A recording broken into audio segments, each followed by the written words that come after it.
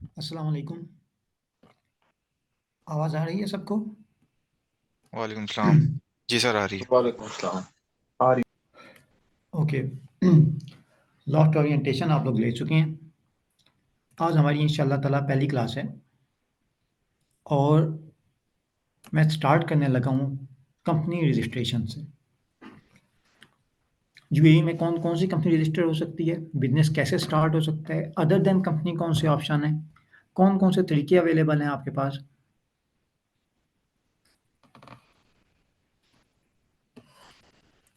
और हमने कौन-कौन से फैक्टर देखने होते हैं यूएई में बिज़नेस स्टार्ट करते हुए। जी, स्क्रीन में आपको शो करूँगा तो आपको इंशाअल्लाह ताला नज़र आएगी। अब आप सबको स्क्रीन नज़र आ रही है? जैसा कि मैंने पहले आपसे रिक्वेस्ट की है कि इंटरेक्टिव क्लास पसंद है मुझे। अगर कोई रेलेवेंट क्वेश्चन हो ना, रेलेवेंट हो बस टॉपिक से, तो अपना माइक ऑन करें और बोल दें। लेकिन ये कोशिश करें कि जब आपका क्वेश्चन ख़त्म हो जाए तो माइक अपना दोबारा ऑफ कर दें।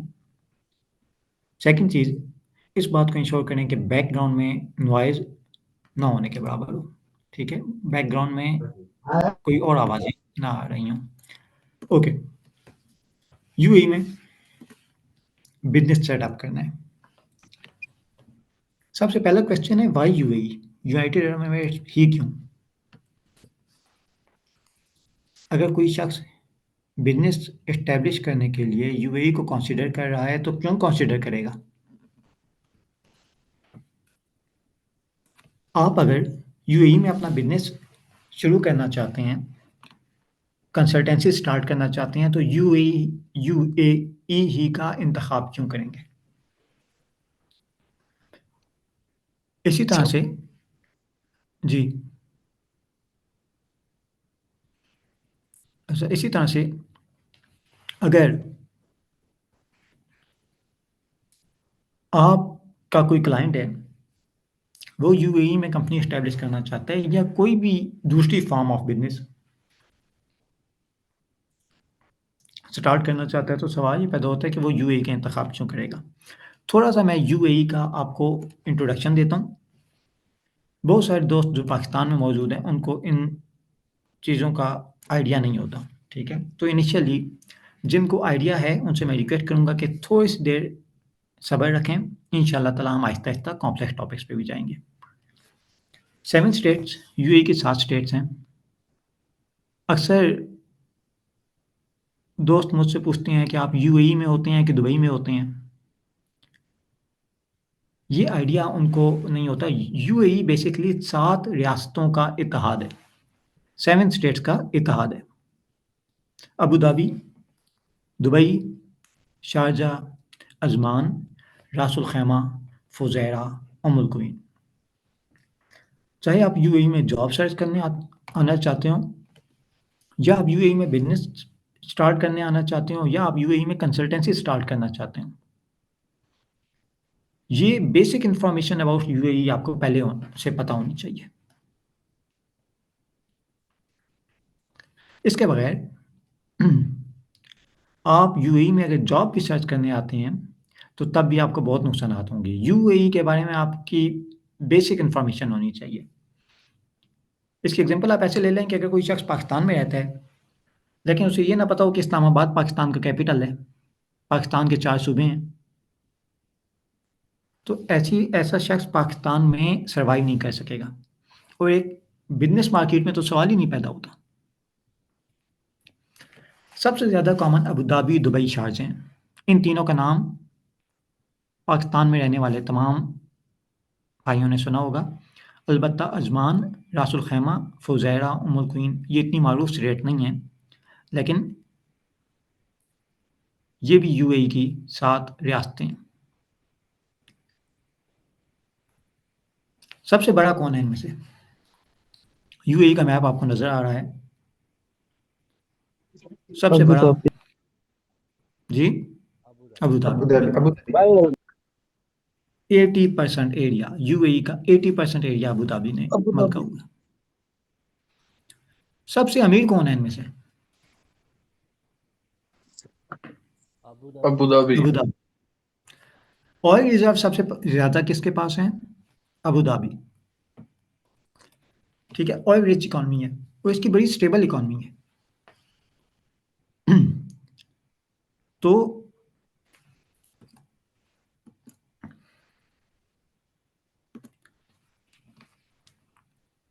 जो दुबई है उसकी इकॉनमी काफ़ी हद तक डाइवर्स है। उसमें ऑयल का भी शेयर है, उसमें टूरिज्म बहुत बड़ी मार्केट है, बैंकिंग बहुत बड़ी मार्केट है दुबई में। लेकिन अबू धाबी ऑयल रिच है और बड़ी स्टेबल इकॉनमी है। इसके बाद आ जाते हैं दुबई की तरफ। अच्छा, कैपिटल इनका अबू धाबी है। ऑल दो कई लोग जो पाकिस्तान में रहते हैं उन्होंने दुबई का नाम ज़्यादा सुना होता है, लेकिन इसका कैपिटल अबू धाबी है। इसके बाद दुबई एक इंटरनेशनल सिटी है और मज़े की बात है कि मैं जिस लोकेशन पे रहता हूँ उस जगह का नाम भी दुबई के अंदर इंटरनेशनल सिटी ही है। दुबई बड़ा इंपॉर्टेंट इकोनॉमिक हब है यूएई का। अबू धाबी ऑयल पे उसकी इकॉनमी ऑयल का बहुत बड़ा शेयर है, लेकिन दुबई में एक डाइवर्स इकॉनमी है। इधर बहुत सारी मल्टीनेशनल कंपनीज हैं, गूगल का दफ्तर इधर है, माइक्रोसॉफ्ट का दफ्तर इधर है। दुनिया की जो बड़ी कंपनीज हैं उनका दुबई में ऑफिस है। और दुबई में आप कह लें कि इंटरनेशनलाइजेशन बहुत ज़्यादा है, ग्लोबलाइजेशन बहुत ज़्यादा है।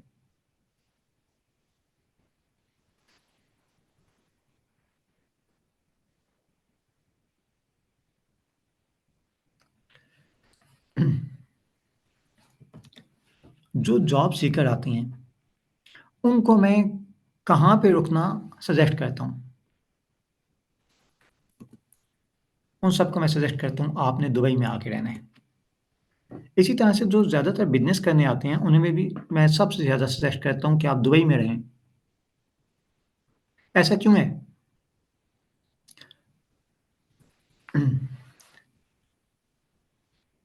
और इसी तरह से बिजनेस भी अगर शुरू करना हो तो मैं ज़्यादातर को सजेस्ट करता हूँ कि दुबई को अपना हब बनाएं, दुबई को अपना सेंट्रल पॉइंट बनाएं।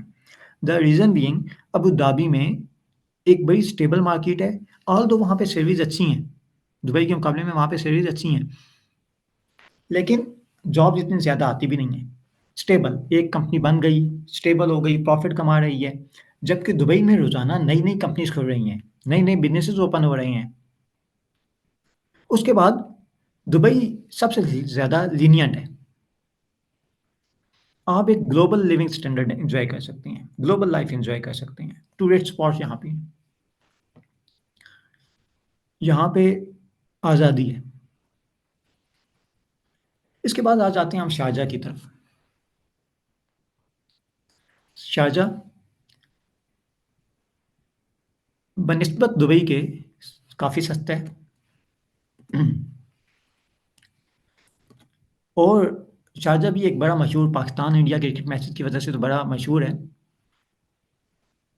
लेकिन उसमें एक फ़ायदा ये है कि बहुत सारे लोग जिनकी अपनी कन्वेंस मौजूद है वो शारजा में रहते हैं, जबकि बिजनेस करने के लिए, काम करने के लिए दुबई में आते हैं। ये ऑप्शन उन लोगों के लिए तो फिजिबल है जो अपनी फैमिली के साथ शारजा में रहना चाहते हैं, जिनके पास अपना लाइसेंस है, अपनी गाड़ी मौजूद है। लेकिन जो शख्स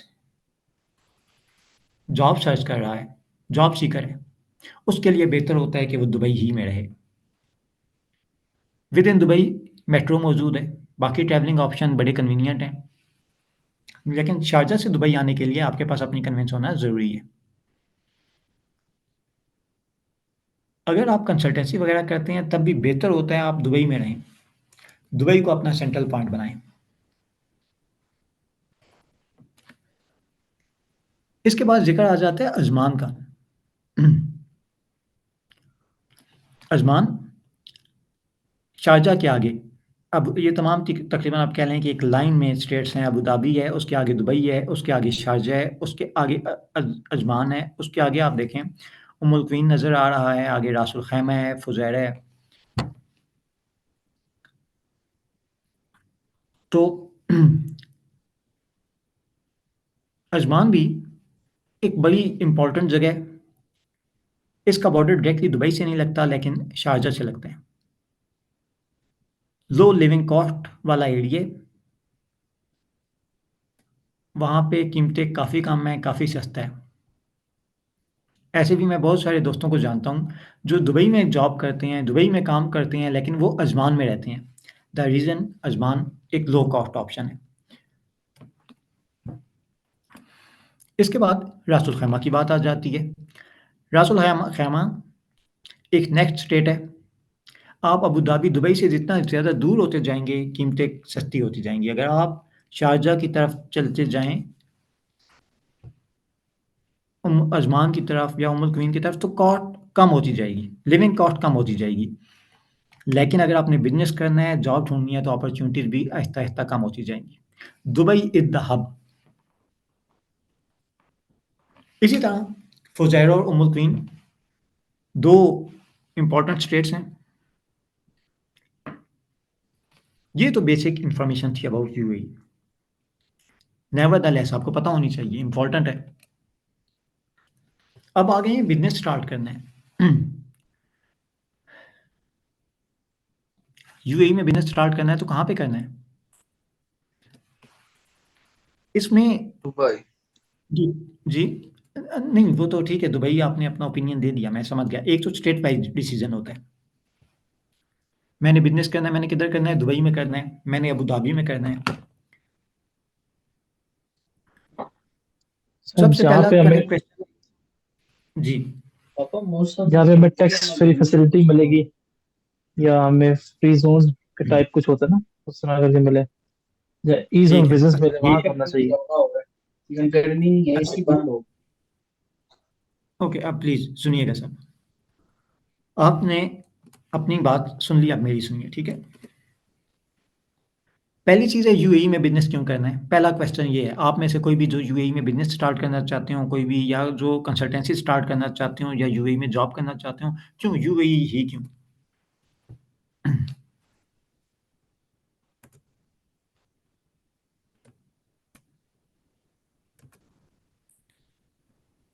क्योंकि सर ये हमारे एशिया से करीब पड़ता है और हम अपने घरों को वापस भी आ सकते हैं हर 2-3 मंथ्स के बाद।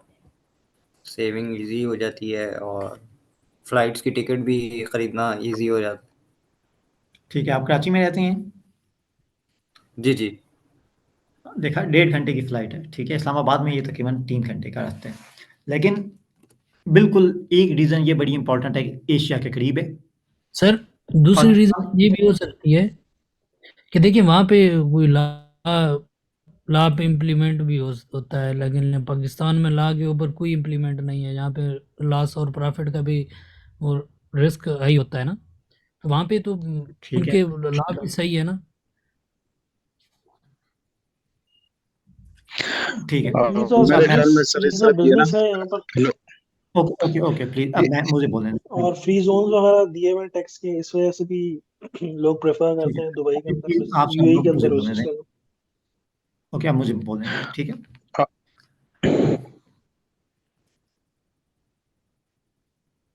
यूएई की इकॉनमी पाकिस्तानी इकॉनमी के मुकाबले में बहुत बड़ी है, सही। इंडिया की इकॉनमी के मुकाबले में ऑल्दो इतनी बड़ी नहीं है, लेकिन अगर पॉपुलेशन वाइज आप देखें, इंडिया की आबादी 1 अरब 20 करोड़ है, सही। इसके पास यूएई में 1 करोड़ लोग रहते हैं, less than 1% of Indian population. तो जो पर कैपिटा इनकम है वो बहुत ज़्यादा है।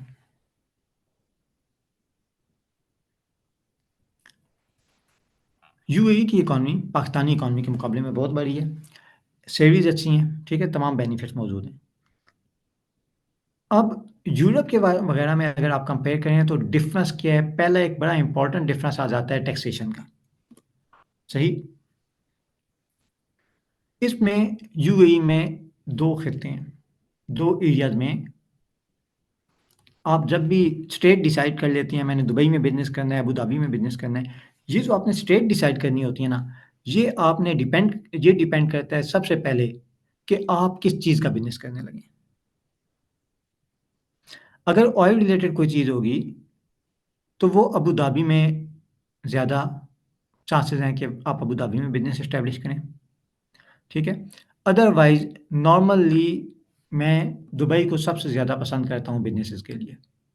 अगर कोई पाकिस्तानी रेस्टोरेंट वगैरह खोलना है तो फिर आप शारजा में खोल लें, वहाँ पे अच्छी खासी पॉपुलेशन रहती है पाकिस्तानी इंडियन की। अच्छा, स्टेट डिसाइड कर लिया आपने। अब क्वेश्चन ये होता है कि यूएई के 3 मेन एरियाज़ हैं, मेनलैंड, फ्री ज़ोन, ऑफशोर। ये क्या चीज़ है? प्लीज़ तवज्जो से सुनिएगा।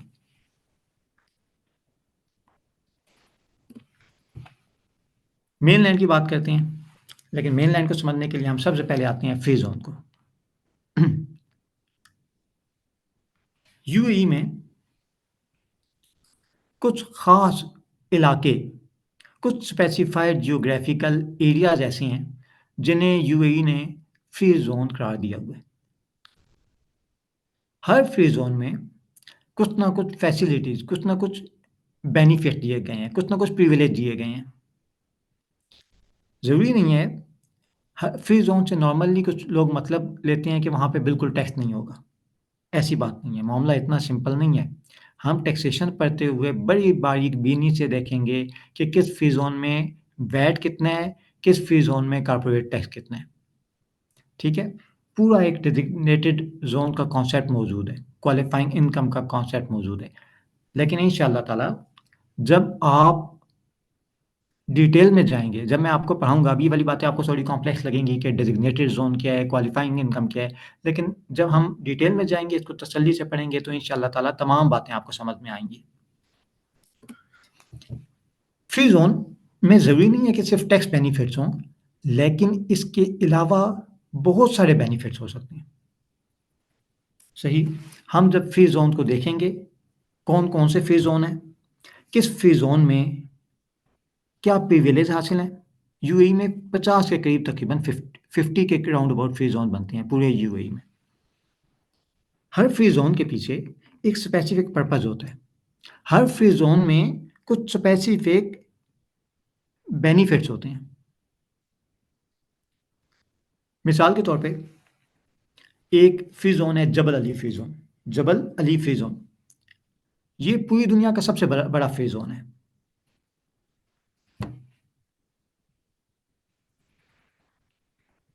अब वहाँ पे एक सी पोर्ट भी मौजूद है, समुद्र भी साथ ही लगता है। वो कंपनी जिन्होंने इम्पोर्ट एक्सपोर्ट करनी होती है, उनके लिए जबल अली फ्री ज़ोन एक बड़ा आइडियल डेस्टिनेशन समझी जाती है। एक और फ्री ज़ोन की एग्जांपल देता हूँ, SPC free zone, Sharjah free zone हम इसे कहते हैं। ये यूएई का सबसे सस्ता फ्री ज़ोन है। अगर वहाँ पे आपने कंपनी खोलनी है, तो सबसे जो सस्ता ऑप्शन है पूरे यूएई में वो शारजा फ्री ज़ोन है। बहुत सारे लोगों ने सिर्फ रेजिडेंसी लेने के लिए, यूएई में रहने के लिए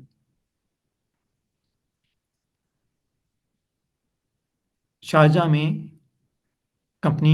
फ्री ज़ोन में कंपनी रजिस्टर करवाई हुई है। जब फ्री ज़ोन में कंपनी रजिस्टर करवाते हैं, उनके पास पार्टनर वीज़ा आ जाता है।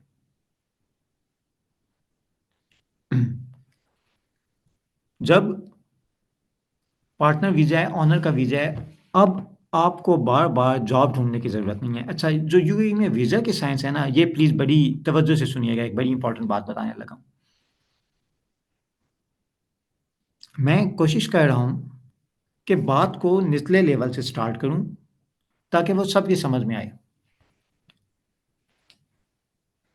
जो दोस्त यूएई में रहते हैं, उन्हें इन तमाम चीज़ों का आइडिया होगा, लेकिन जो पाकिस्तान में रहने वाले भाई हैं, उनमें से बेशतर को इस बात का आइडिया नहीं होता।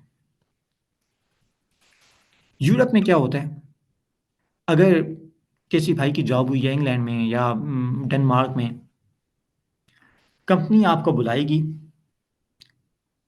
और जो वीज़ा आपको मिलेगा ना, वो गवर्नमेंट की तरफ से होगा, या पीआर आप उसे कह लें, परमानेंट रेजिडेंसी। कहीं पे 3 साल की होती है, कहीं पे 5 साल की होती है।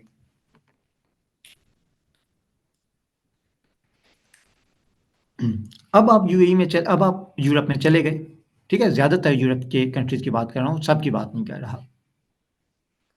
आप डेनमार्क में चले गए, नॉर्वे में चले गए, 3 साल की आपकी पीआर मिल गई। अच्छा, अब सवाल क्या है? सवाल ये है कि अल्लाह ना करे आपकी जॉब चली जाती है या आपको जॉब से निकाल दिया जाता है या आप 6 महीने के बाद कंपनी छोड़ देते हैं। इससे आपकी पीआर पे, परमानेंट रेजिडेंसी पे या आपकी वीज़े पे कोई फ़र्क नहीं पड़ता। 3 साल का आपको वीज़ा मिला हुआ है, आपका 3 साल का वीज़ा रहेगा। यूएई में क्या होता है? आप इधर आए, एक भाई इधर आते हैं, उनकी जॉब हुई है, एक कंपनी है एबीसी लिमिटेड, उसमें। उन भाई का जो वीज़ा निकलेगा, उस पे जो खर्चा आएगा वो कंपनी की ज़िम्मेदारी होगी उठाई। अब आपकी जॉब हुई है एक कंपनी में एबीसी लिमिटेड में। अगर अल्लाह ना करे, खुदा ना ख्वास्ता, उन भाई को जिनकी जॉब हुई है उन्हें जॉब से निकाल दिया जाता है, तो उनका वीज़ा कैंसिल हो जाएगा। उनका वीज़ा लिंक्ड है कंपनी से। जब उस कंपनी में जॉब खत्म हो गई, आपका वीज़ा भी खत्म हो गया। ओके, नई जॉब ढूंढनी है, नई कंपनी में जॉब होगी, नया वीज़ा नहीं लगेगा। तो ये एक तलवार आपके सर पे हमेशा होती है कि अल्लाह ना करे आपकी जॉब को कुछ हुआ तो आपकी यूएई में रेजिडेंसी उस जॉब पे डिपेंडेंट है। ठीक है, डेफिनेटली इसकी मज़ीद टाइप्स भी हैं। गोल्डन वीज़ा क्या होता है, आपका ग्रीन वीज़ा क्या होता है, हमें सबको इंशाल्लाह ताला आगे देखेंगे। लेकिन अभी सिर्फ ये याद रख लें कि आप अगर जॉब कर रहे हैं तो आपका वीज़ा डिपेंडेंट है अपॉन योर जॉब। जॉब चली गई तो वीज़ा भी ख़त्म हो गया। अगर आपने खुद कोई कंपनी खोली हुई है, आप कंपनी के ऑनर हैं, अब आपको पार्टनर का वीज़ा मिलता है, अब आपको एम्प्लॉयमेंट वाला वीज़ा नहीं मिलता। जो पार्टनर का वीज़ा होता है, जो ऑनर का वीज़ा होता है, उसमें आप चूंकि आपने कंपनी खोल ली, कंपनी कोई बिजनेस नहीं भी कर रही, कंपनी प्रॉफिट नहीं भी कमा रही, तब भी ऑनरशिप यूएई में कंपनी अगर आप ऑन करते हैं तो आपके पास 2 साल का वीज़ा है। 2 साल के बाद वीज़ा दोबारा रिन्यू हो जाएगा। कंपनी आपने यूएई में खोली हुई है, आप उसके ऑनर हैं, तो आप वीज़े के हकदार हैं।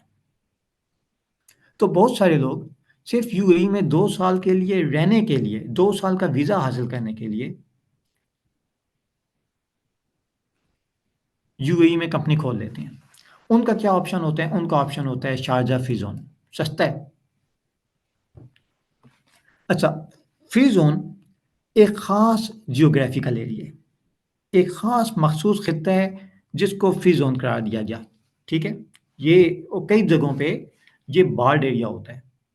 जबल अली फ्री ज़ोन की बात कर लें तो उसके आसपास खारदार तारें लगी हुई हैं और उस केंद्र वाले एरिया को फ्री ज़ोन करार दिया जाता है, उसे फ्री ज़ोन कहते हैं। जबल अली फ्री ज़ोन की ये हदूद है। अच्छा, अब सवाल क्या है? सवाल ये है कि जितना भी एरिया फ्री ज़ोन के अलावा है वो मेनलैंड है, उसे हम मेनलैंड कहते हैं। मेनलैंड को हमें ज़्यादा डिफाइन करने की ज़रूरत नहीं है। जो भी चीज़ फ्री ज़ोन नहीं करार दी गई वो मेनलैंड है। फ्री ज़ोन एक स्पेसिफाइड एरिया होते हैं जिन्हें जिनको नाम देना पड़ता है, फलां free zone, Jebel Ali free zone, Sharjah free zone, Ajman free zone, Sharjah airport free zone, Dubai airport free zone. लेकिन मेनलैंड में नाम देने की ज़रूरत नहीं है। जो भी जगह फ्री ज़ोन के अलावा एरिया है सारे का सारा, दैट इज़ मेनलैंड। अब आ जाते हैं ऑफशोर की तरफ। ऑफशोर कंपनी ये क्या होती है? आपने अक्सर नाम सुना होगा अखबारात में, पानामा लीक्स में, फलां की ऑफशोर कंपनी थी, फलां कितनी ऑफशोर कंपनीज हैं। ऑफशोर कंपनी जो होती है, इसके साथ आपको कोई वीज़ा नहीं मिलता। बंदा पाकिस्तान में बैठा हुआ है, लेकिन उसने दुबई में कंपनी रजिस्टर करवाई हुई है, उसने रासुल खैमा में एक कंपनी रजिस्टर करवाई हुई है। ये जो ऑफशोर कंपनी है ना, इसकी एक ख़ास क्वालिटी होती है, ये यूएई में बिजनेस नहीं कर सकती, बाकी पूरी दुनिया में बिजनेस कर सकती है। बेनिफिट क्या होता है ऑफशोर कंपनी का? ये बड़ा इंटरेस्टिंग बेनिफिट है, टैक्स बेनिफिट। इसको हम डिटेल में इंशाल्लाह ताला देखते हैं आगे, ठीक है। फिलवक्त आपने याद रखना है 3 तरह की ज्यूरिसडिक्शन हो सकती हैं, ऑफशोर, फ्री जोन या मेनलैंड।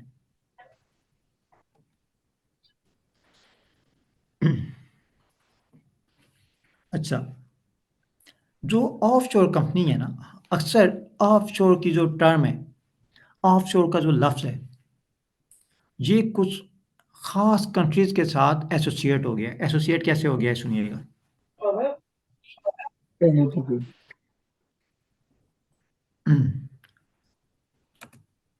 मिसाल के तौर पे दुबई में कितना टैक्स रहा है आज तक? आज से पहले यूएई में कितना टैक्स होता था? 0%। मीन 1 जून 2023 से पहले कोई टैक्स नहीं था। अब बंदा पाकिस्तान में बैठता था ना, तो वो सोचता था कि क्यों ना यार कंपनी दुबई में रजिस्टर करवा ली जाए, एक ऑफशोर कंपनी खोल लेता हूँ, पैसे उसके बैंक अकाउंट में आ जाया करेंगे। बिजनेस वो कर रही होगी पाकिस्तान में, पैसे आ रहे होंगे उस कंपनी के नाम पे जो दुबई में रजिस्टर्ड है। क्या फ़ायदा होगा? फ़ायदा ये होगा कि वो प्रॉफ़िट सारा वो जिस कंपनी के नाम पे आ रहा है, जिस कंपनी की बुक्स में दिखाया जा रहा है, वो असल में दुबई में है। दुबई में तो 0% टैक्स है। तो इस तरह से टैक्स बेनिफिट हासिल किए जाते थे। Offshore company contrary to the public belief हर जगह पे एक आध चीज़ नहीं है। कई जगहों पे बड़े इसके बेनिफिट्स भी होते हैं। मिसाल के तौर पे अगर आपने किसी बहुत सारे ऐसे थर्ड वर्ल्ड कंट्रीज़ हैं कि वहाँ से अगर आपने कोई इंटरनेशनल पेमेंट करनी हो ना, तो आप मेरा यकीन करें उसमें कई महीने लग जाते हैं। अगर बात करें कंबोडिया जैसे मुल्क की, कांगो जैसे मुल्क की, तो मैं ऐसी भी जानता हूँ ट्रांजैक्शन कि 2-2 3-3 साल से पैसे फंसे हैं। तो ऑफशोर कंपनी का फ़ायदा ये होता है कि आप बिज़नेस पाकिस्तान में कर रहे हैं, कंपनी जिस कंपनी के नाम की इनवॉइसेज़ हैं वो दुबई में है। टैक्स आपको कोई नहीं देना पड़ रहा क्योंकि दुबई में टैक्स नहीं होता था। अब ऑल्दो ऑफशोर कंपनी किसी भी मुल्क में रजिस्टर हो सकती है, लेकिन फ़ायदा किधर था? फ़ायदा था उन ज्यूरिसडिक्शन में कंपनी बनाने का, उन कंट्रीज़ में कंपनी रजिस्टर करवाने का, जहाँ पे टैक्स नहीं है। टैक्स कहाँ पे नहीं है? दुबई में नहीं था, बरमूदा में नहीं है, पनामा में नहीं है, इन कंट्रीज़ में टैक्स नहीं है। तो अब एसोसिएट हो गई है, ये ऑफशोर कंपनीज़ की जो टर्म है, ये कई जगहों पे कुछ ख़ास ममालिक से एसोसिएट हो गई है। मिसाल के तौर पे पनामा में अगर किसी ने कंपनी खोली हुई है, पनामा इलाका है, आपने पनामा लीक्स सुना होगा। पनामा में बहुत सारी ऑफशोर कंपनीज़ हैं, वहाँ पे ऑफशोर कंपनी पे 0% टैक्स था। ठीक है, ऑफशोर कंपनी कैसे खुलती है हम पढ़ेंगे, बिल्कुल हम बड़ी डिटेल में पढ़ेंगे, लेकिन पहले हम देख रहे हैं कि हमें डिसीजन मेकिंग कैसे करनी है। ठीक है, हम तमाम चीज़ों को इंशाल्लाह ताला डिटेल में पढ़ेंगे। फ्री जोन मैं आपको पढ़ा चुका हूँ कि एक स्पेसिफाइड जियोग्राफिकल एरिया होता है, और हर जैसे ये मैंने एक आपको अभी डायग्राम नज़र आ रही होगी, ये जबल अली फ्री जोन है, उसका ख़ास एरिया आपको मैप नज़र आ रहा है। इस स्पेसिफाइड एरिया के आसपास तारें लगी हुई हैं और इसको नाम दिया हुआ है जबल अली फ्री जोन। इसको कौन मॉनिटर करेगा? इसके लिए एक सेपरेट अथॉरिटी बनाई जाती है, Jebel Ali free zone authority. ठीक है, जबकि मेनलैंड में क्या होता है? मेनलैंड में डीईडी नाम की एक department of economic and trade, ये अथॉरिटी है जो बाकी पूरे यूएई में कंपनी रजिस्टर करती है। लेकिन फ्री जोन में जो रेलिवेंट अथॉरिटी होती है उसके पास हमने जाना होता है कंपनी रजिस्टर करवाने के लिए। हम इंशाल्लाह ताला इसको भी आगे हम पढ़ेंगे कि कंपनी कैसे रजिस्टर करवानी है। मैंने आपको बताया कि हम रहने कुछ भी नहीं देंगे। वो वेबसाइट लिंक यूआरएल भी मैं आपके साथ शेयर करूँगा जहाँ पे जाके आप ऑनलाइन कंपनी रजिस्टर करवाते हैं। आप पाकिस्तान में बैठे होंगे, आप पाकिस्तान में बैठ के आपने अगर दुबई में कंपनी रजिस्टर करवानी है, आप पाकिस्तान में बैठ के करवा सकते हैं। ठीक है, फ्री जोन भी आप में भी आपने कंपनी रजिस्टर करवानी है, आप पाकिस्तान में बैठ के करवा सकते हैं। ठीक है, अच्छा, अब फ्री जोन का मैंने जिक्र किया था कि यूएई में कोई 50 के करीब फ्री जोन्स हैं। कुछ इंपॉर्टेंट फ्री जोन्स आपको बताता हूँ। जबल अली फ्री जोन नाम ले चुका हूँ, ठीक है। दुबई में जबल अली फ्री जोन सबसे बड़ा फ्री जोन है। इसमें अच्छा, फ्री जोन की एक बात प्लीज बड़ी तवज्जो से सुनिएगा। ये वाली बात आगे भी मैं टेक्स्ट पढ़ाते हुए भी इसका जिक्र करूंगा। ये एसेंस है, ये मेन लैंड और फ्री जोन में डिफरेंस को समझने के लिए बहुत जरूरी है। जो मेन लैंड कंपनी होती है वो पूरी दुनिया में कहीं पे भी बिजनेस कर सकती है। जो मेन लैंड कंपनी है वो पूरी दुनिया में कहीं पे भी बिजनेस कर सकती है, लेकिन फ्री जोन कंपनी सिर्फ अपनी रेलिवेंट ज्यूरिसडिक्शन में बिजनेस कर सकती है या यूएई के बाहर बिजनेस कर सकती है। पॉइंट समझे?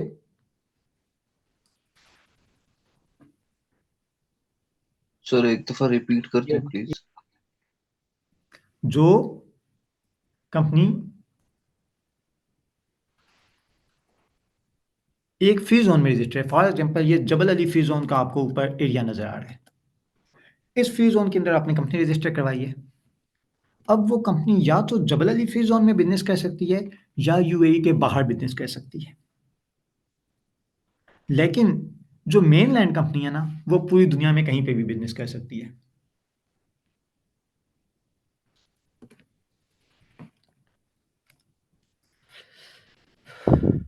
मीन सर सर ये इसका हुआ कि अगर मतलब जी ये अगर जो कंपनी जबल अली के अंदर रजिस्टर्ड है वो सिर्फ जबल अली के अंदर कर सकती है, वो शारजा में नहीं जा सकती या अबू धाबी नहीं जा सकती बिजनेस जबल करने। अली फ्री जोन में रजिस्टर है। Jebel Ali free zone basically Dubai का एरिया है, दुबई का एक हिस्सा है।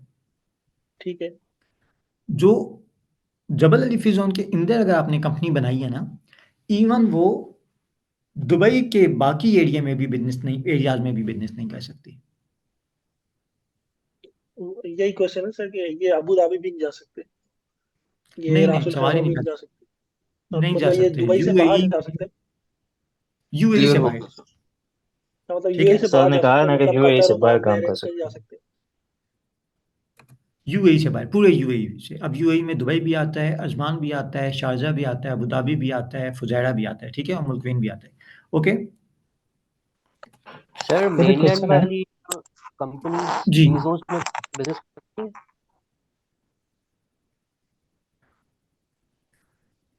अच्छा, ये प्लीज अगर किसी का रेलिवेंट क्वेश्चन हुआ करे तो वो प्लीज पूछा करे। मैं बेसिकली इस चीज़ को पसंद करता हूँ कि आप बल्कि आप ऐसा किया करें कि आप हैंड रेज कर दीजिए दिया करें, वरना कंफ्यूजन हो जाती है, ठीक है। अदरवाइज अपने माइक्स म्यूट रखें। ओके, कोई भी हैंड रेज करे। जी सॉरी सर, मैंने हैंड रेस किया हुआ है। सिर्फ मेरा जी पॉइंट क्लियर करना चाह रहा हूँ। आपकी बात से मुझे जो समझ आई है वो ये समझ आई है कि जबल अली फ्री जोन में जो कंपनी रजिस्टर होगी वो मतलब कि अपना दफ्तर या अपनी ब्रांच या अपनी फिजिकल प्रेमिसेस जबल अली फ्री जोन के अलावा कहीं नहीं बना सकती, लेकिन वो कारोबार तो पूरे यूएई में कर सकती है ना, नहीं नहीं, मैं ताकि वो आपको उसके बताता हूँ। कस्टमर्स मैं जो मैं है आपको वो बताता पूरे हूँ, मैं आपको यूएई में लीगली कहीं भी बताता हो हूँ क्या सकते होता हैं। है। मेरी सुन रहे हो उमर, मैं जो आपको बात बता रहा हूँ ना, बिजनेस होता है कि हम आल दो डिटेल में भी इसको पढ़ेंगे, ठीक है। नॉर्मली लीगली एक कंपनी अगर जबल अली फ्री जोन में है वो या जबल अली फ्री जोन में बिजनेस करेगी या यूएई के बाहर बिजनेस करेगी। ये वाली बात जाफजा जबल अली फ्री जोन के आप रेगुलेशन पढ़ लें, वहां पे भी मेंशन है। कौन सी कंडीशन है, अगर वो कहता है कि मैंने यूएई में ही जबल अली फ्री जोन से बाहर बिजनेस करना है, तो कौन सी एक्सेप्शन है, कौन से तरीके से होगा, ठीक है। मैं आपको बताता हूँ, थोड़ा सा प्लीज तवज्जो से सुनिएगा। मिसाल के तौर पे मेरी एक कंपनी है जो चमड़े का कारोबार करती है, ठीक है। कह लें बैग्स बनाती है, लेदर प्रोडक्ट्स बनाती है। ये जबल अली फ्री जोन में रजिस्टर्ड है। मैं अपने ट्रक में सामान लाद कर यूए जबल अली फ्री जोन से बाहर नहीं निकल सकता। अगर निकलूंगा तो मुझे डिक्लेरेशन फॉर्म जमा करवाना होगा, फीस देनी होगी कि मैं सामान बाई रोड लेके यूएई से बाहर जाऊंगा, यूएई में से नहीं बेचूंगा, ठीक है। इसका बाकायदा जबल अली फ्री जोन के पोर्टल पे ऑनलाइन डिक्लेरेशन फॉर्म होता है, वो आपने डिक्लेरेशन फिल करनी होती है, ठीक है। अच्छा, लेकिन एक चीज़ है, तवज्जो से सुनिएगा, मैं मेनलैंड में हूँ, मेनलैंड की कंपनी है मेरी, मैं कहता हूँ यार मैंने बैग लेने हैं, किससे लेने हैं? वो कंपनी जो जबल अली फ्री जोन में है। मेरा ट्रक, मैंने आपसे अभी बताया कि जो कंपनी फ्री जोन में है वो या तो उस फ्री जोन में बिजनेस करेगी या यूएई से बाहर बिजनेस करेगी, लेकिन मैंने आपको साथ ये भी बताया कि मेनलैंड कंपनी कहीं पे भी बिजनेस कर सकती है। अब मैं अगर मेनलैंड कंपनी हूँ और मैंने जबल अली फ्री जोन से सामान उठाना है, मेरा ट्रक जाएगा, मेरा ट्रक जाएगा। जो यूएई में रहते हैं उनको पता होगा कि जबल अली फ्री जोन में एंट्री के लिए बाकायदा गेट पास बनते हैं, जिसकी 7.5 दिरहम फीस होती है। मेरा ट्रक, मैं मेनलैंड एंटिटी हूँ, मेरा ट्रक जाएगा, बाकायदा फॉर्म लाएगा, मैं बताऊंगा कि मैं मेनलैंड एंटिटी हूँ और मैं फ्री जोन कंपनी के गेट स्टेप से सामान पिक करूंगा। ठीक है, ये मैं कर सकता हूँ। पॉइंट क्लियर हुआ नहीं? जी सर, हो गया clear, thank you. Clear sir. ठीक है। अच्छा, अब बात करते हैं, एक इन्होंने क्वेश्चन पूछा था कि अगर ई कॉमर्स कंपनी हो, लीगली एक कंपनी अगर फ्री जोन में रजिस्टर्ड है, वो या फ्री जोन में बिजनेस कर सकती है या यूएई से बाहर कर सकती है। लेकिन जैसे जैसे दुनिया तरक्की कर रही है, बहुत सारी ऐसी चीज़ें आ रही हैं, स्पेशली सर्विसेज सेक्टर में, कि लॉ में चीज़ लिखी हुई है लेकिन इम्प्लीमेंट करने में मुश्किलात आती हैं। मिसाल के तौर पे आईटी की सर्विसेज देनी है, एक फ्री जोन कंपनी है, वो मेनलैंड कंपनी में कोई सर्विसेज दे देती है, ऑनलाइन बैठ के दे देती है, तो उसको बाज़ औक़ात ट्रेस करना मुश्किल हो जाता है। ठीक है, लेकिन बेसिकली अगर मैं आपको लीगली बताऊं, लीगली नहीं किया जा सकता। अगर लीगली आप शारजा फ्री जोन में हैं, आप मेनलैंड में किसी को सर्विसेज भी प्रोवाइड नहीं कर सकते। जी, कासिम रजा हाशमी।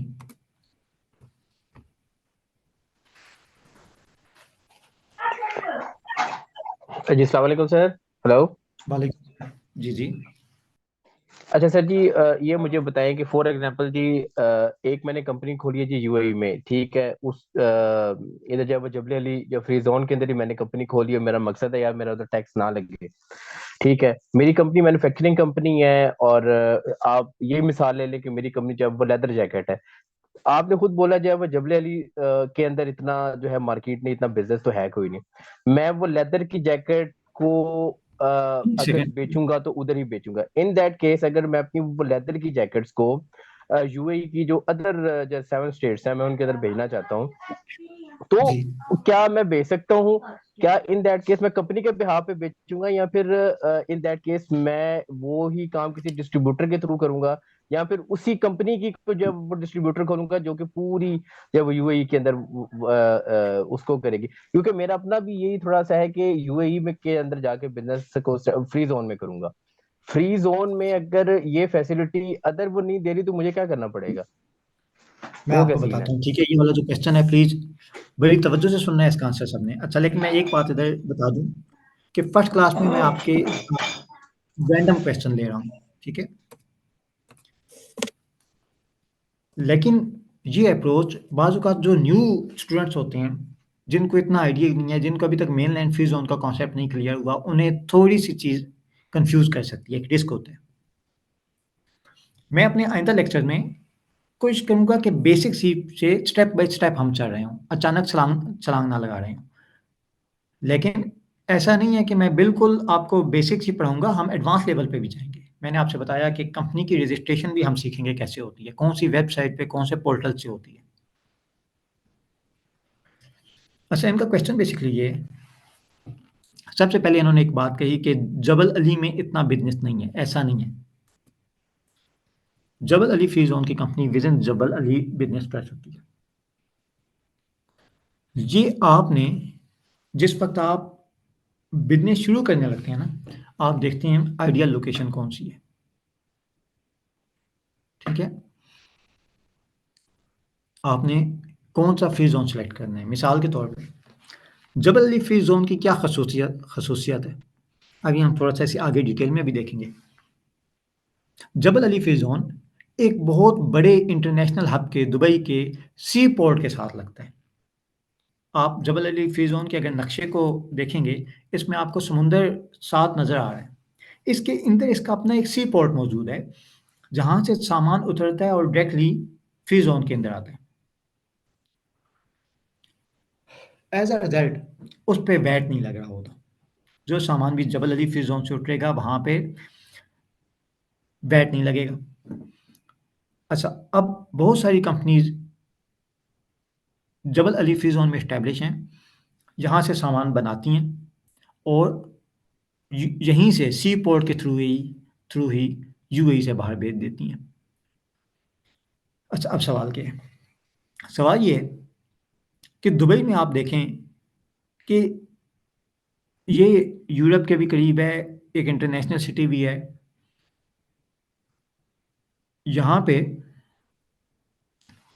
अगर कोई चीज़ मैन्युफैक्चर हुई है, यहाँ से एक्सपोर्ट करना भी आसान है, इंपोर्ट करना भी आसान है। अब हुआ ये कि यहाँ पे ज़्यादातर मैन्युफैक्चरिंग का कंसर्न लग गए, ज़्यादातर फैक्ट्रीज लग गई। अब देखें, आपने 2-3 चीज़ें देखनी हैं। अगर आपका बिजनेस एक्सपोर्ट रिलेटेड है, इंपोर्ट एक्सपोर्ट रिलेटेड है, तो मैं ये समझता हूँ ये बहुत सारे केसेस में जबल अली फ्री जोन बड़ी आइडियल लोकेशन है। इसके अलावा अगर आपका बिजनेस ऐसी नेचर का है कि वो बाकी मैन्युफैक्चरिंग कंसर्न को सर्विसेज प्रोवाइड कर सकते हैं। मिसाल के तौर पे आप देखें, यहाँ पे हज़ारों 9-10 हज़ार दुनिया का सबसे बड़ा फ्री जोन है। इधर बेतहाशा फैक्ट्रीज मौजूद हैं। अगर फ़र्ज़ करें कि आपने फैक्ट्रीज को कोई सामान सप्लाई करना है, फैक्ट्रीज के स्पेयर पार्ट्स प्रोवाइड करने हैं, तो आपके लिए जबल अली फ्री जोन में बहुत ज़्यादा बिजनेस है। इवन के मेन लैंड से भी ज़्यादा बिजनेस मेरे ख्याल से फ्री जोन में है। उसकी वजह ये है कि मेन लैंड में जितनी फ्री जोन में इंडस्ट्रीज हैं, जितनी जबल अली फ्री जोन में फैक्ट्रीज हैं, इतनी मेन लैंड में भी नहीं है। कहीं पे एक जगह पे कॉन्डेंट इतनी ज़्यादा फैक्ट्रीज आपको नहीं मिलेंगी, इतनी ज़्यादा इंडस्ट्री नहीं मिलेंगी। तो ये दुरुस्त नहीं है कि आप के फ्री जोन में इतना ज़्यादा बिजनेस नहीं है। जबल अली फ्री जोन में बेतहाशा बिजनेस है।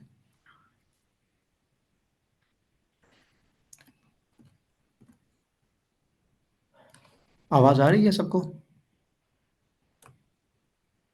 जी सर, आपकी आवाज बिल्कुल क्लियर है। ये जो लोग कह रहे हैं, आई थिंक उनके नेटवर्क का ओके प्रॉब्लम है। यस ओके सर, आ रही है। ओके। अच्छा, अब सुनिए सर, आ प्लीज। रही है आवाज। अब आपने अगर यूएई में बिजनेस करना, अब कई फ्री जोन कंपनीज होती हैं, उन्होंने करना होता है बिजनेस मेनलैंड में।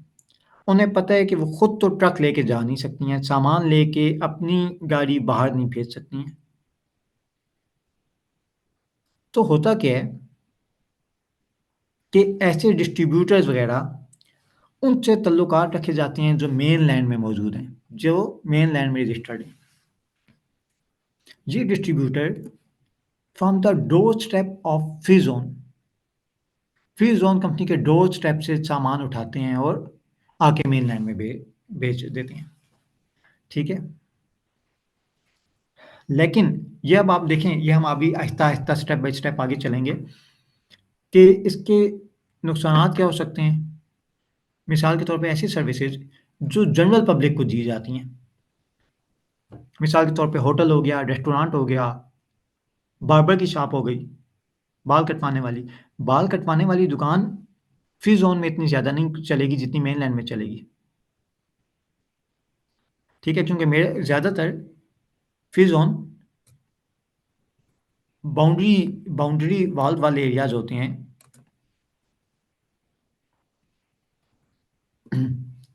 और वहाँ पे एंट्री के लिए भी परमिशन लेनी पड़ती है, आपको गेट पास दिखाना पड़ता है। तो वहाँ पे कोई बंदा सिर्फ बाल कटवाने, हेयर कट करवाने या ब्यूटी पार्लर करवाने के लिए नॉर्मली नहीं जाएगा। ठीक है, तो ऐसी सर्विसेज जो जनरल पब्लिक को दी जा रही होती हैं, उनके लिए मेन लैंड इतना बेहतरीन नहीं होता, फ्री जोन इतना बेहतरीन नहीं होता, बल्कि मेन लैंड ज़्यादा बेहतर होता है। लेकिन मैंने आपको बताया कि बहुत सारे फैक्टर्स हमने देखने होते हैं जिनको हम अभी पढ़ेंगे ये डिसाइड करते हुए कि मैंने कौन सी टाइप की कंपनी खोलनी है। अच्छा, एक सेकंड, मैं एक क्वेश्चन का आंसर कर लूँ। एक क्वेश्चन इन्होंने पूछा है कि लेदर कंपनी तो मेन लैंड जबल अली फ्री जोन में खोल लेता हूँ, लेकिन सेल आउटलेट खोल लेता हूँ बाकी मेन लैंड में, दुबई में, अबू धाबी में आप सेल आउटलेट खोल लेते हैं। आंसर, अगर एक कंपनी फ्री जोन में रजिस्टर्ड है तो वो बाकी यूएई में अपनी कोई ब्रांच भी रजिस्टर नहीं कर सकती। अगर एक कंपनी फ्री जोन में रजिस्टर्ड है तो वो बाकी यूएई में अपनी ब्रांच ओपन नहीं कर सकती। ठीक है, अभी तक इस पॉइंट को आपने इतना ही रखना है। ठीक है, बाकी मेनलैंड वगैरह क्या होता है, ब्रांच क्या होती है, वो क्या ब्रांच होती क्या है, और अगर कोई बंदा अपनी सिस्टर कंपनी खोलना चाहे तो वो कैसे खोलेगा, फ़र्क क्या, हम इंशाल्लाह ताला डिटेल में पढ़ेंगे। सही। अब कुछ फ्री जोन आपने देख लिए। जबल अली फ्री जोन मैं आपको बता चुका हूँ, दुनिया का सबसे बड़ा free zone. DAFZA Dubai airport free zone, आप में से जो लोग दुबई में आते जाते रहते हैं, एयरपोर्ट में आए हुए हैं, उन्होंने एयरपोर्ट पे बहुत सारी दुकानें देखी होंगी, गिफ्ट शॉप वगैरह। ये gift shop Dubai airport free zone का हिस्सा है। मैदान फ्री जोन, अच्छा मैदान फ्री जोन, तवज्जो से सुनिएगा, दुबई का सबसे सस्ता फ्री जोन है। एसपीसी जो है ना, Sharjah publishing city free zone, ये पूरे यूएई का सबसे सस्ता है। लेकिन अगर इसको निकाल दें, सिर्फ दुबई तक महदूद रहें, तो मैदान फ्री जोन दुबई का सबसे सस्ता फ्री जोन है।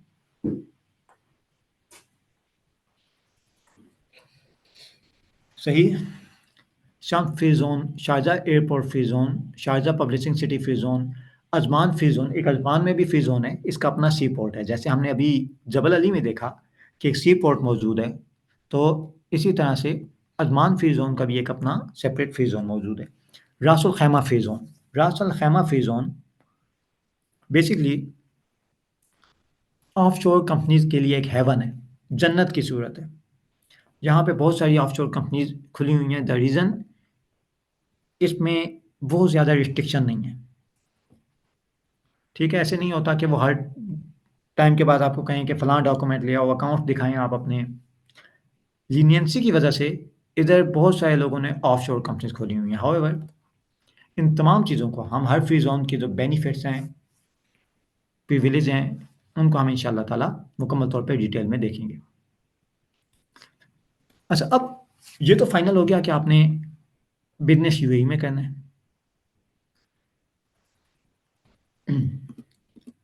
लेकिन कहाँ पे, मेनलैंड में या फ्री जोन में, आप फैसला करने बैठे हैं, कौन से फैक्टर्स कंसीडर करेंगे? सबसे पहला, आपने अपना पर्पस देखना है। आपका पर्पस क्या है बिजनेस शुरू करने का? आप यूएई में क्यों बिजनेस शुरू करना चाहते हैं? 3 बड़ी रीज़न मैं आपको बताने लगा हूँ, और मेरी रिक्वेस्ट होगी, मुझे जज करने के बजाय बाकायदा इनको नोट करें, बड़ी बेहतरीन चीज़ होगी। ठीक है। अच्छा, मैं एक सेकंड क्वेश्चन ले लेता हूँ इस इंपॉर्टेंट टॉपिक की तरफ बढ़ने से पहले। ठीक है, क्योंकि अब मैं एक इंपॉर्टेंट टॉपिक की तरफ जा रहा हूँ, इससे पहले क्वेश्चन ले लेता हूँ। वकास फारूक, क्वेश्चन है आपका? अस्सलाम वालेकुम जी, मेरा क्वेश्चन है लेकिन आप आगे ही चले गए। नहीं मेरा पूछें। क्वेश्चन, तो मैं जेम्स माइनिंग सेक्टर से बिलोंग करता हूँ, तो मैं ये जानना चाहता कि अगर मैं पाकिस्तान से वहाँ इंपोर्ट करूँगा तो मुझे ऑफिस लेना पड़ेगा वहाँ पे, या जो मेरी रेजिडेंस होगी उसी को मैं ऑफिस बना के वहाँ से काम कर सकता हूँ? और मैनलैंड और जो फ्री जोन्स बताएं, उस दोनों में से कौन सी जगह मेरे लिए बेहतर रहेगी? क्योंकि मैं कुछ प्रोडक्ट्स वहाँ पे सेल करना चाहूँगा और कुछ फिर वहाँ से आगे दूसरी कंट्रीज में एक्सपोर्ट करना चाहूँगा। अच्छा वकास भाई, आपका क्वेश्चन अच्छा है, लेकिन मैं सबसे एक तो मैं चूँकि पूरा आपको कंपनी सेटअप का प्रोसेस भी बताऊँगा, ये भी बताऊँगा कि क्या चीज़ें बेहतरीन हैं, जी जी। कौन सी जगह आपने सेलेक्ट करनी है। लेकिन अगर मैं एक स्पेसिफिक सिचुएशन को एड्रेस करूँ ना, तो इस स्टेज पे थोड़ा-सा मुश्किल हो जाएगा। लेकिन फिर भी आपने क्वेश्चन पूछा है तो मैं आपको बता देता हूँ। जी, थैंक यू। ठीक है? जी शॉर्ट कर दें बेशक आप। दुबई में, ठीक है मैं शॉर्ट कर देता हूँ। आप ये चाहते हैं कि यूएई में बिजनेस पाकिस्तान से करें, यूएई में जेम्स और जो प्रीशियस मेटल्स होते हैं वो एक्सपोर्ट करें, जी राइट? जी पाकिस्तान से एक्सपोर्ट करूं, फिर वहां पे वहीं की जो मार्केट है उधर थोड़ा बहुत अगर वहां पे स्पेस बनती है तो वहां सेल किया, वहां जो रह जाएगा ठीक है, फिर वहां से आगे फर्दर एक्सपोर्ट करें, ताकि एक आपका वहां पे सेटअप भी होगा, ठीक है। आपको फ्यूचर अभी में मैं यूरोप आपको आप अभी मैं एग्जीबिशन। आपको कुछ फैक्टर्स पढ़ाने लगा हूँ। सबसे पहले आपने इनको देखना है, ठीक है? इसको हम पढ़ेंगे इस स्लाइड तक, इन 3-4 स्लाइड तक वेट कीजिएगा। जब ये पढ़ लेंगे ना, तो किसी हद तक तो आप खुद डिसाइड कर लेंगे, ठीक है? जी बिल्कुल जी। बाकी 2 तरह के लाइसेंस होते हैं, ठीक है? अभी मैं बता रहा हूँ, जिनको इन चीज़ों का बिल्कुल आइडिया नहीं है, अभी थोड़ा होल्ड करें, इंशाल्लाह आगे हम डिटेल में देखेंगे।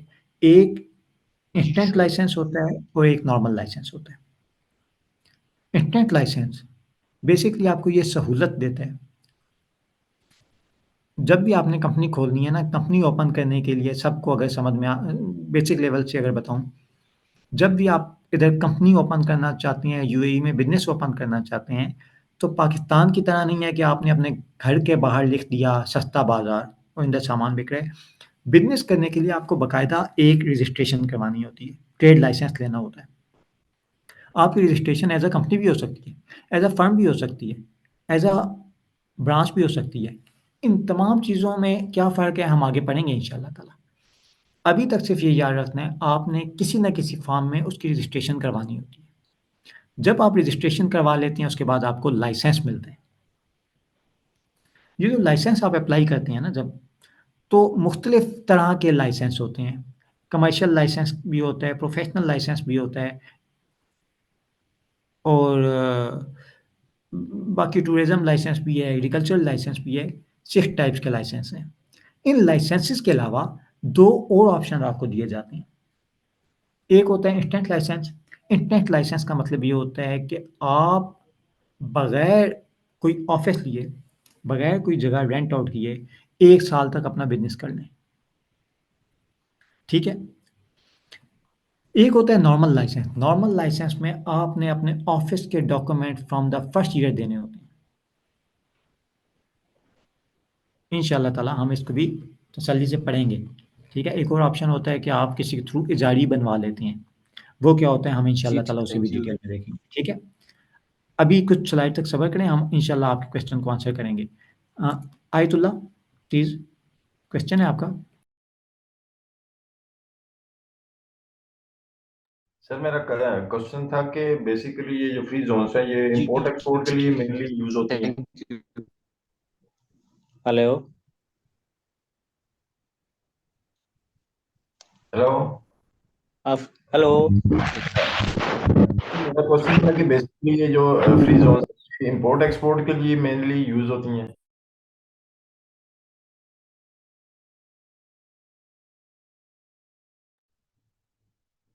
सर मेरा क्वेश्चन था कि बेसिकली जो फ्री जोन्स हैं ये मेनली इंपोर्ट एक्सपोर्ट्स के लिए यूज होती हैं।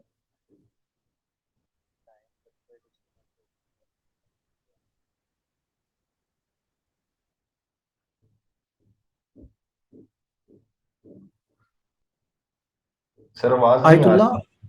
आयतुल्लाह अच्छा हबीबुल्लाह, मैंने कहा अभी थोड़े चंद स्लाइड तक वेट करें। हर फ्री ज़ोन का अपना-अपना पर्पस है, हम डिटेल में देखेंगे इंशाअल्लाह ताला, ठीक है? चंद स्लाइड तक वेट करें प्लीज़। ठीक होगा जी सर, थैंक यू। आयतुल्लाह आपका क्वेश्चन। जी मेरा सवाल ये था सर कि जैसा आपने कहा कि फ्री जोन में जो है वो टैक्सेस जैसे कि नहीं है, तो मेरा सवाल यहाँ ये बन रहा था कि मैं अगर फ्री जोन में रजिस्ट्रेशन करा लेता हूँ और मैं पाकिस्तान से या किसी भी कंट्री से मैं वो उस फ्री जोन में पहले इंपोर्ट करता हूँ और फर्दर वहां से एक्सपोर्ट करता हूँ, तो क्या इन दोनों सूरतों में मुझे जो टैक्सेस हैं वो फ्री जोन के अप्लाई होंगे? नहीं आयतुल्लाह, ऐसे नहीं है कि सिर्फ़ टैक्सेस नहीं है किसी भी फ्री ज़ोन पे, ये कॉम्प्लेक्स चीज़ है, ठीक है? ये हम वैट में भी पढ़ाते हुए देखेंगे कि किन फ्री ज़ोन पे किन सूरतों में टैक्स नहीं लगता, ठीक है? इतना सिंपल नहीं है, ओके, डिटेल में पढ़ने वाली चीज़ है, ठीक है? ठीक है सर, ठीक है, थैंक यू। जी, सदीद जी अस्सलाम वालेकुम सर। क्वेश्चन सर मेरा वालेकुम सलाम। क्वेश्चन ये था कि जो आपने बात की थी कि एम्प्लॉयर के पास आप किसी के पास काम कर रहे हो तो वो आपको फायर कर देता है तो आप किसी और जॉब के लिए जा सकते हो, तो वो जब फायर करेगा तो ऑब्वियसली वीज़ा भी खत्म हो जाएगा। तो जब वीज़ा खत्म होगा तो क्या वो बंदा वहाँ पे रिटेन कर सकता है या उसको फौरन कंट्री लीव करना होगा? विद इन 60 डेज का टाइम होता है आपके पास एक वीज़ा कैंसिल होने के बाद, नॉर्मली 60 डेज के का ठीक है। जो लेबर वीज़ा और होते उस हैं उनको 25 टू 30 डेज। ओके। और उसके बीच में आप अपना वीज़ा स्विच कर सकते हो? हाँ जी, अगर आपकी नई जॉब हो जाती है तो आप अपना वीज़ा नए पे ट्रांसफ़र होगा, ठीक है, जिसे स्टेटस चेंज कहा जाता है। ये हम इंशाअल्लाह ताला आगे पढ़ेंगे, ठीक है। कंपनी सेटअप ही में वीज़ा अप्लाई करना भी हम देखेंगे, ठीक है। प्लीज़ जो पढ़ रहे हैं उससे थोड़ा-सा अगर कोशिश करें सब जितना रेलेवेंट क्वेश्चन रख सकें, अच्छा, ठीक है। ठीक थैंक हो यू गया। सजीद भाई, इंशाअल्लाह ताला डिटेल में पढ़ेंगे हम। Rashid Baig please.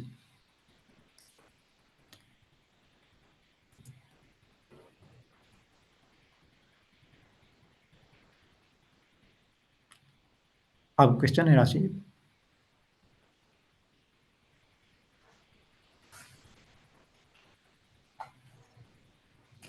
Okay, okay, मैं आगे चलता हूँ, ठीक है। आपके 3 पर्पज़ होते हैं बिज़नेस शुरू करने के। प्लीज़ इम्पोर्टेंट टॉपिक की तरफ आ गया हूँ, ठीक है। तवज्जो से सुनिएगा। पहली चीज़ मैंने आपको बताया था बैंकिंग चैनल यूज़ करने के लिए, मिसाल के तौर पे आप पाकिस्तान में हैं तो पेपल आपको नहीं मिल सकता। इस तरह की बहुत सारी सर्विसेज गेटवेज पाकिस्तान में अवेलेबल नहीं है। इन सर्विसेज को अवेल करने के लिए कई लोग यूएई में बिजनेस रजिस्टर करवा लेते हैं। यूएई में कंपनी ओपन हो जाती है ना, तो उसका बैंक अकाउंट भी ओपन हो जाता है। वैसे यूएई में रजिस्टर हुए बगैर यूएई में बैंक अकाउंट ओपन नहीं हो सकता, ठीक है। तो सिर्फ बैंकिंग चैनल यूज़ करने के लिए पेपाल जैसी सर्विसेज यूज़ करने के लिए कई लोग यूएई में कंपनी खोलते हैं। पहला पर्पज़। सेकंड पर्पज़, यूएई में टारगेटिंग पोटेंशियल कस्टमर्स। आपके बड़े अमीर लोग इधर आते हैं, यूएई में बड़ी अमीर कंपनीज हैं। ऐसे कस्टमर्स को टारगेट करने के लिए पाकिस्तान में लोगों के पास इतना पैसा नहीं है, वो आपकी चीज़ें इतनी नहीं खरीद सकेंगे। यूएई में ज़्यादा पोटेंशियल बायर्स हैं, उनकी परचेजिंग पावर ज़्यादा है। उनको टारगेट करने के लिए आप यूएई में बिजनेस स्टार्ट कर सकते हैं। और थर्ड ऑप्शन, इंपोर्ट या एक्सपोर्ट आप यूएई से कर सकते हैं, ठीक है। इन तीनों में से एक रीज़न होगी। नॉर्मली 3 मेन रीज़न्स ये होती हैं। इसके अलावा कई लोग जो है वो सिर्फ रेजिडेंसी के लिए भी कंपनी रजिस्टर करवाते हैं, ओके। अच्छा, सबसे पहले आपके अब इन तीनों ऑप्शन में देखते हैं कि कौन सी हमें किस तरह का कम्बाइनेशन चाहिए होगा और कौन सी लोकेशन बेस्ट है। आप कंसल्टेंट हैं, आपके पास कस्टमर आता है, वो कहता है कि भाई मैंने यूएई में कंपनी खोलनी है सिर्फ इसलिए कि मैं बैंकिंग चैनल यूज़ कर सकूं। आप कहेंगे आपने बिजनेस कोई नहीं करना, वो कहेगा नहीं भाई बिजनेस इतना नहीं करना, बिजनेस तो मेरा बाकी मुल्कों में है, मैंने सिर्फ बैंकिंग चैनल यूज़ करने। आप क्या देखेंगे, आपका ज़्यादा कोशिश होगी कि लो कॉस्ट एंटिटी जहाँ पे कम से कम कीमत में कंपनी रजिस्टर्ड हो वो खोली जाए, ठीक है। Targeting potential customer. अच्छा, अगर आपने ब्यूटी पार्लर खोलना है तो आप कहाँ पे खोलेंगे, फ्री जोन में या मेनलैंड में?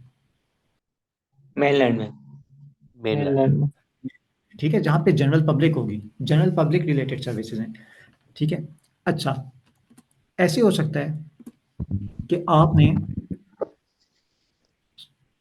अपनी आईटी की रिलेटेड आईटी कंपनी खोलनी है, कोई गूगल हो गई, माइक्रोसॉफ्ट हो गई, वहाँ पे खुलेगी। एक बड़ा इंपॉर्टेंट फ्री जोन है दुबई इंटरनेट सिटी, यहाँ पे माइक्रोसॉफ्ट का ऑफिस है, गूगल का ऑफिस है, ठीक है। कुछ खास फ्री जोन हैं जो आईटी कंपनीज को बेनिफिट देते हैं। इसी तरह से अगर आपने फैक्ट्रीज जो हैं, जो मैन्युफैक्चरिंग कॉन्सर्न है, उनके स्पेयर पार्ट्स प्रोवाइड करने हैं,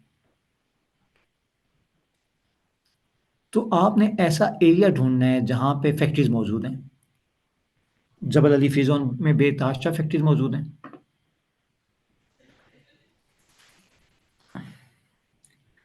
इसके अलावा import and export from UAE, इस काम के लिए ज़्यादातर फ्री जोन बेस्ट होते हैं, ज़्यादातर फ्री जोन, ठीक है। फ्री जोन के पास अपने एयरपोर्ट भी होते हैं, अपने सी पोर्ट भी होते हैं, मुकम्मल एक्सेस होती है उनके पास, ठीक है। वहाँ से इंपोर्ट एक्सपोर्ट करना बेनिफिशियल होता है, लेकिन ज़रूरी नहीं है, काफ़ी सारे फैक्टर्स हम देख रहे होते हैं।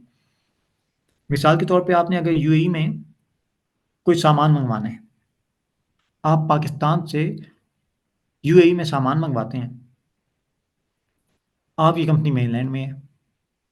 फ़ायदा क्या होगा? फ़ायदा ये होगा कि जो ही सामान आपका यूएई में लैंड करेगा ना, आप जनरल पब्लिक को बेच सकते हैं।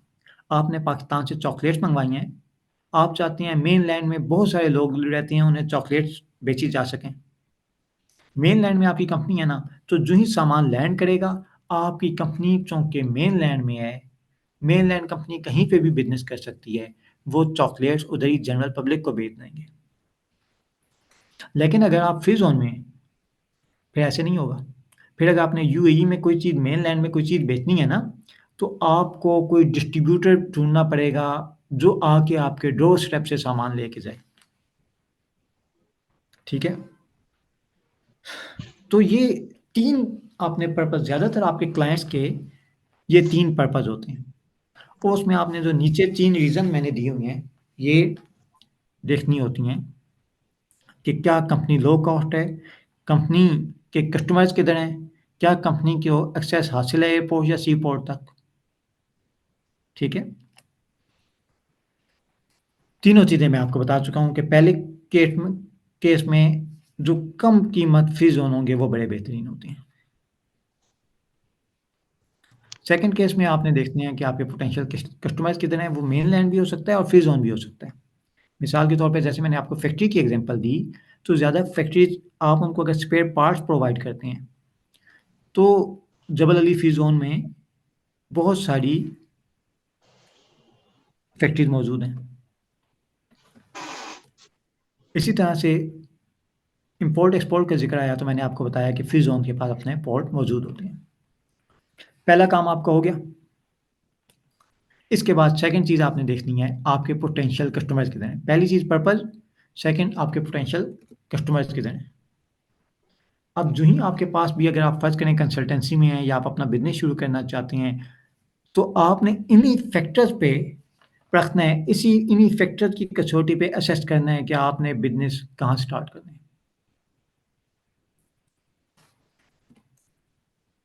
पहली चीज़, आपके कस्टमर क्या मेनलैंड में होते हैं? ये कौन से केस में हो सकते हैं? मेनलैंड के कस्टमर्स किस केस में होते हैं? जनरल पब्लिक मेनलैंड में, जनरल पब्लिक मेनलैंड में है, ठीक है। इसीलिए आपको जो बार्बर शॉप हैं, ब्यूटी पार्लर्स हैं, ये आपको मेनलैंड में नजर आएंगे। इसके बाद आपके कस्टमर फ्री जोन कंपनीज में है, क्या फ्री जोन में है? जैसे DIFC एक बहुत बड़ा फ्री जोन है, दुबई इंटरनेशनल फाइनेंशियल सेंटर। यहाँ पे तमाम फाइनेंस रिलेटेड कंपनीज जमा हो गई हैं। अब आपने अगर कोई ऐसी कंसल्टेंसी प्रोवाइड करनी है जो फाइनेंस में बहुत स्पेशलाइज्ड हो, तो आपके लिए DIFC मौजूद है। वहाँ पे बहुत बड़ी जो दुनिया की बड़ी फाइनेंशियल इंस्टीट्यूशन है, वो वहाँ पे हैं। आप DIFC में रजिस्टर हो सकते हैं। और अगर आपके कस्टमर फॉरेन कंट्रीज में हैं, तो फिर आपके पास एक बड़ा इंपॉर्टेंट अच्छा ऑप्शन फ्री जोन का होता है, ठीक है। ऐसे फ्री जोन जिनके साथ सी पोर्ट लगता है, सामान उन फ्री जोन से फॉरेन कंट्रीज में एक्सपोर्ट किया जा सके। लेकिन बाद औक़ात ऐसे होता है कि आपकी 2 इंटेंशंस होती हैं कि ठीक है, बाकी कंट्रीज में एक्सपोर्ट भी कर देंगे और यूएई में भी हम बेच देंगे। मिसाल के तौर पे आप कहते हैं मैंने बड़े प्रीशियस मेटल जो हैं वो पाकिस्तान से मंगवाने हैं यूएई में, मैं उनको यूरोप में भी भेज सकता हूँ और कुछ ना कुछ प्रीशियस मेटल मैं दुबई में भी बेचूंगा। अब आपने देखना है कि अब आपके लिए ज़रूरी नहीं है सिर्फ फ्री जोन फिजिबल हो, ठीक है। इन तमाम चीज़ों पे आप असेस कर रहे हैं। अगर आपने कंपनी फ्री जोन में खोल ली, तो वो फिर जनरल पब्लिक को दुबई में सामान नहीं बेच सकती। या तो आपको कोई डिस्ट्रीब्यूटर या एजेंट हायर करना पड़ेगा, अदरवाइज ठीक है, आप जनरल पब्लिक को दुबई में सामान नहीं बेच सकेंगे।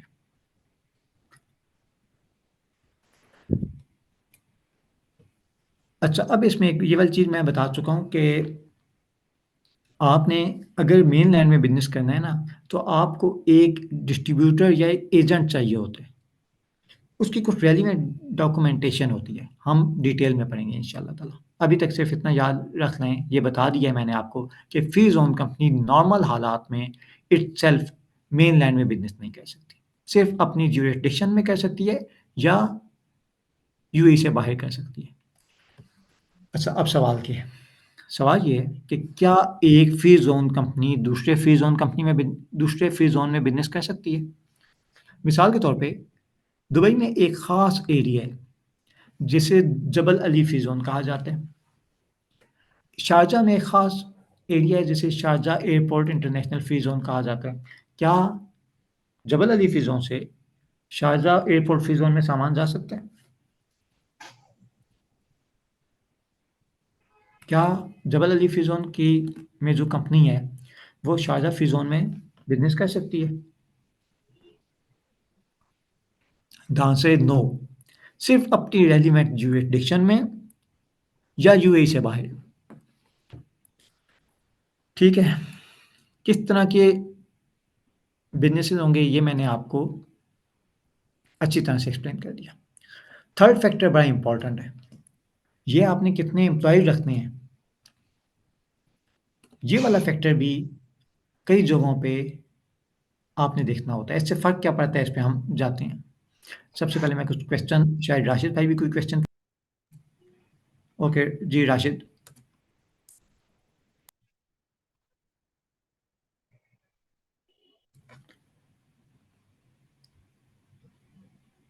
राशिद, आपकी आवाज़ मुझे नहीं आ रही।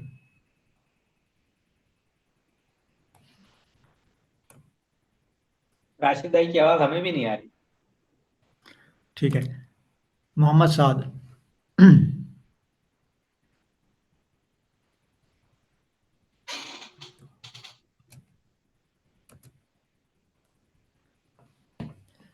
हेलो, अस्सलाम वालेकुम। वालेकुम सलाम। अच्छा सर, एक क्वेश्चन था इसी से रिलेटेड, रीजन से रिलेटेड, और वो ये था कि जी जिस तरह आपने कहा कि डोर स्टेप से कंटेनर आके वो का स्टॉक ले जाएगा। अब क्योंकि ठीक वो है। फ्री जोन में कंपनी थी, वो खुद तो बाहर जा नहीं सकती थी मेनलैंड में, तो उसने तो अपनी प्रोडक्ट तो मेनलैंड में पहुंचा दी थी। तो प्रोडक्ट की जो नाम है वो मेनलैंड में तो अपना वहाँ पर तो कस्टमर आ गए ना उसके, तो और जो पेमेंट्स आएंगी वो भी मेनलैंड से पेमेंट फ्री जोन में आएगी, मतलब उसी कंपनी को मिलेगी। तो इन शॉर्ट ये हुआ कि वो सिर्फ अपना खुद स्टॉक लेके जा रहे हैं, लेकिन सब आके उसका स्टॉक लेके जा रहे हैं, बिल्कुल हो रहा है। ये प्लीज़ अपना बाकी बैकग्राउंड म्यूज़िक जो है वो करें। अच्छा, इनका क्वेश्चन ये है कि बेसिकली जहाँ तक मैंने सुना है वो ये है कि फ़र्क क्या पड़ा, यानी अगर कोई डिस्ट्रीब्यूटर जो है वो आता है मेनलैंड से और फ्री जोन कंपनी के डोर स्टेप से सामान पिक करके गायब हो जाता है, मेनलैंड में बेच देता है, तो फिर इस रिस्ट्रिक्शन से फ़र्क क्या पड़ा, राइट? साथ भाई ये वाला बजा आयतुल्लाह। यस सर, इसी तरह से। ठीक है, एक सेकंड। देखें, ये जो मेनलैंड कंपनी आएगी ना आपसे सामान लेने, इसका बाकायदा गेट पास बनेगा, बाकायदा डिक्लेरेशन बनेगी और काफ़ी सारी डीईडी की डॉक्यूमेंटेशन भी होगी। तो मैटर इतना सिंपल नहीं है, ठीक है? डिटेल में हम देखेंगे, फ़र्क पड़ता है। सेकंड, मेनलैंड कंपनी ज़्यादातर जो होता है ना, मेनलैंड कंपनी की इनवॉइस वो सिर्फ डिस्ट्रीब्यूटर को इश्यू होगी। मैंने आपको बताया कि जनरल पब्लिक के केस में तो सवाल ही नहीं पैदा होता कि आप, बहुत रेयर चांस होगा कि आप फ्री जोन में कंपनी रजिस्टर करवाएं। लेकिन देखें, फ़र्क होता है ना, मिसाल के तौर पे बहुत सारे लोग होते हैं वो पूरे, लाइक आप फ़र्ज़ करें कि हर डिस्ट्रीब्यूटर को आप अप्रोच करना चाहते हैं। आप चाहते हैं कि आपके मेनलैंड में 20 अदर डिस्ट्रीब्यूटर हों, आप नहीं कर सकते, सिर्फ ऑथराइज्ड डिस्ट्रीब्यूटर्स होंगे, सही? तो काफ़ी सारी कंडीशन है। अभी के लिए आपको मैंने सिर्फ बताया कि कुछ ख़ास कंडीशन है जिस केस में एक फ्री जोन कंपनी का बिज़नेस मेनलैंड तक पहुँचेगा, ठीक है? ठीक है सर। ठीक है, आगे अप्रूवल वगैरह हैं। ओके हाँ ठीक है जी, ओके आगे क्वेश्चन हबीबुल्ला।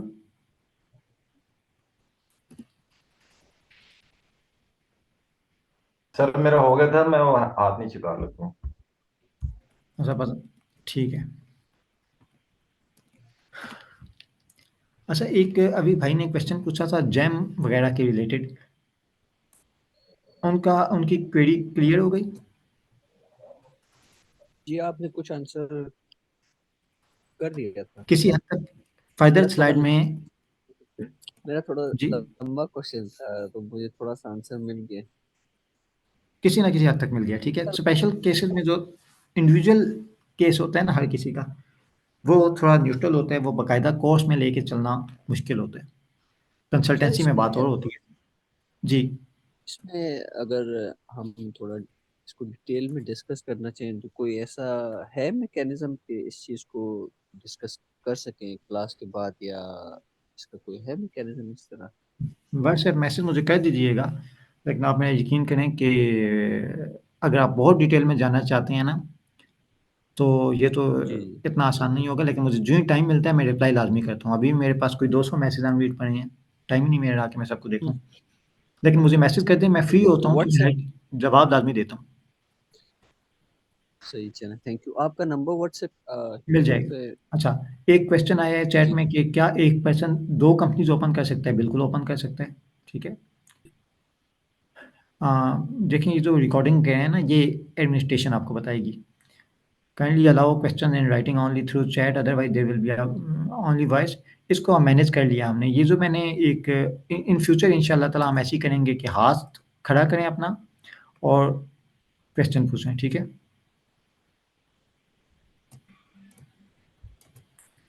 अच्छा एक और क्वेश्चन है कि सर सवात और सवाबी वाले तो इस्लामाबाद में अपनी ब्रांडिंग के साथ काम कर रहे हैं। देखिए मैं आपको यूएई का टैक्स पढ़ा रहा हूँ, मैं 4-5 साल से यूएई में ही डील कर रहा हूँ। ठीक है, मैंने कोई 50 से ज़्यादा कंपनी रजिस्टर करवाई हैं इधर। मैंने सैकड़ों कंपनीज़ की जो है वो टैक्स रिटर्न फाइल की है, टैक्स रजिस्ट्रेशन करवाई हैं, टैक्स ग्रुप रजिस्टर किए हैं। तो अब मैं पाकिस्तानी जो लॉ है ना उससे तो बिल्कुल ही आउट हो गया हूँ। ठीक है, मुझे नहीं पता, ये पाकिस्तानी अगर रिलेटेड क्वेश्चन हुआ करे तो ये जो रेलिवेंट एक्सपर्ट होंगे उनसे पूछें। सही। Is there any concern of business from free zone to free zone? देखिए नॉर्मली एक फ्री जोन कंपनी दूसरे फ्री जोन में भी बिजनेस नहीं कर सकती, सिर्फ अपनी रेलिवेंट जुरिडिक्शन में करेगी। ठीक है, रिकॉर्डिंग अगर आपने लेनी है तो मैनेजमेंट से बात करें। टैक्स टैक्स रिलेटेड इश्यूज हैं इंशाल्लाह ताला हम टैक्स वाले मॉड्यूल में देखेंगे। सर्विसेज के केस में भी मैं आपको बताऊं कि लीगली ये एक इनका क्वेश्चन था कि मैंने जब बता रहा था कि एक फ्री जोन कंपनी मेनलैंड में बिजनेस नहीं कर सकती, तो इन्होंने उस वक्त पूछा था कि सर्विसेज के कंपनीज के केस में क्या सिचुएशन होगी। रूल यही है, लॉ यही है कि फ्री जोन कंपनी मेनलैंड में सर्विसेज प्रोवाइड नहीं कर सकती।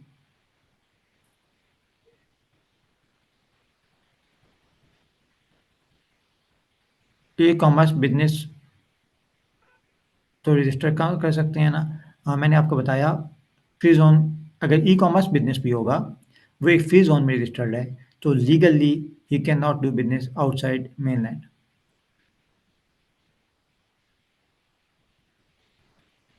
अच्छा ये DED का इन्होंने पूछा क्या हुआ।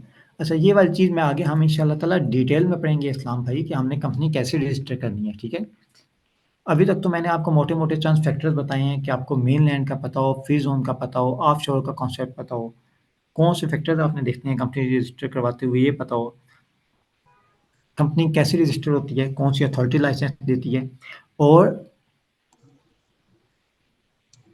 कौन सी वेबसाइट पे कौन से पोर्टल के थ्रू आप कंपनी रजिस्टर करवाते हैं ये आपने देखना है।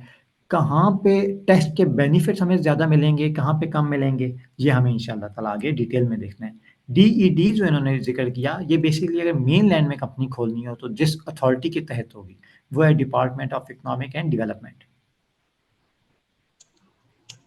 ठीक है, बाकी कोई क्वेश्चन? जी हम भाई ओके ठीक है, time wasting tutor not expert okay, इनको मैं आंसर नहीं करता। जावेद मियाँ जात का माय गॉड ओके ठीक है। सर बाकी कोई क्वेश्चन मुझे ऐसा नहीं मिला जी। Question please.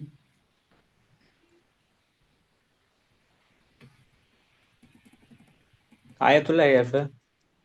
जी जी आयतुल्ला।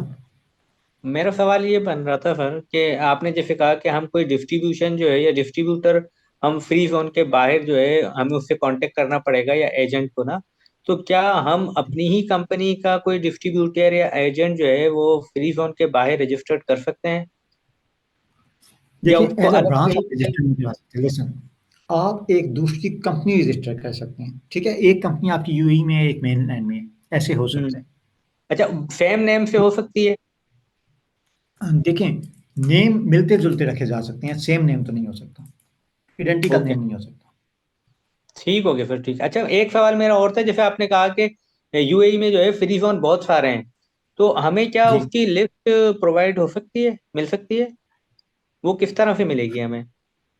देखिए अगर आपने तमाम फ्री जोन देखने हैं ना, हर जी फ्री जी। जोन का अपना अपना पर्पज है। मैं जब पढ़ाता भी हूँ तो कुछ फ्री हम्म, जोन ऐसे होते हैं जी जी। जिनमें डिटेल में, बहुत डिटेल में अगर मैं चला भी जाऊंगा तो हम्म, आपको कोई खास फायदा नहीं हो रहा होता। मिसाल देने लगा, Dubai internet city. Dubai internet city में गूगल है, माइक्रोसॉफ्ट है, ऐसी कंपनीज हैं। सही। ये वो कंपनीज हैं जिन्होंने अगर कोई कंसल्टेंसी लेनी है ना, हम्म, तो ये बहुत तो बड़े, बहुत सेटल बिग फोर जैसे होते हैं कंसल्टेंट, उनसे लेते हैं, सही। ठीक है। अगर आपने इनमें जॉब करनी है तो मैं बताऊं कि वहाँ पे भी चांसेस बहुत कम होते हैं। गूगल में हायरिंग उनका बड़ा स्ट्रिक्ट प्रोसेस होता है। हम्म, एज अ कंसल्टेंट अगर आपने दुबई इंटरनेट सिटी में कंपनी रजिस्टर करवानी है तो भी जी जी। जो इतनी बड़ी कंपनीज होती हैं ना, वो हमारे जो कम लेवल के बहुत बड़े, जो बहुत टॉप 4 टॉप 10 में आती हैं, उनसे अपनी कंपनी रजिस्ट्रेशन करवाते हैं।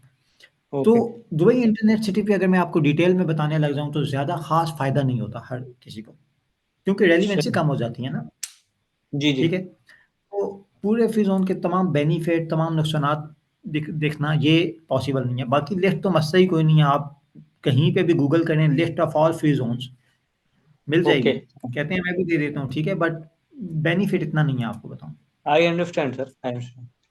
ठीक है। जी जी, अच्छा, बहुत शुक्रिया। एक आखिरी टॉपिक पे हम चलते हैं, एम्प्लॉयज़। आपको एम्प्लॉय कितने चाहिए?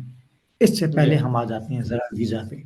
वीज़ा सिनेरियो मैंने आपको बताया, यूएई में एम्प्लॉयमेंट वीज़ा। पार्टनर वीज़ा क्या होता है, एम्प्लॉयमेंट वीज़ा क्या होता है, ये आप सबको उस कॉन्सेप्ट समझ आ गया है कि यूएई में आपका जो वीज़ा है वो आपकी जॉब पे डिपेंड करता है।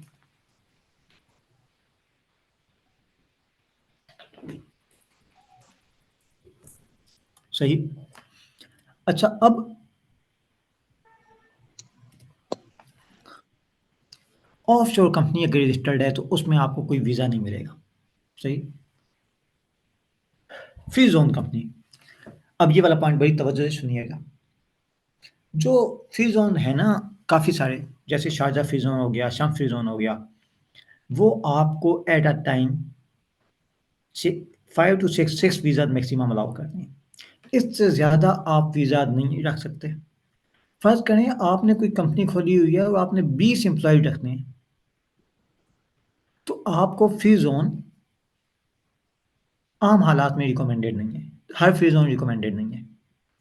हाँ, कुछ फ्री ज़ोन होते हैं, मिसाल के तौर पे जबल अली फ्री ज़ोन है, उसमें आप ज़्यादा वीज़े भी इश्यू कर सकते हैं, क्योंकि वहाँ पे मैन्युफैक्चरिंग कॉन्सर्न्स हैं और फैक्ट्रीज़ में बहुत ज़्यादा एम्प्लॉइज़ की ज़रूरत होती है। ठीक है?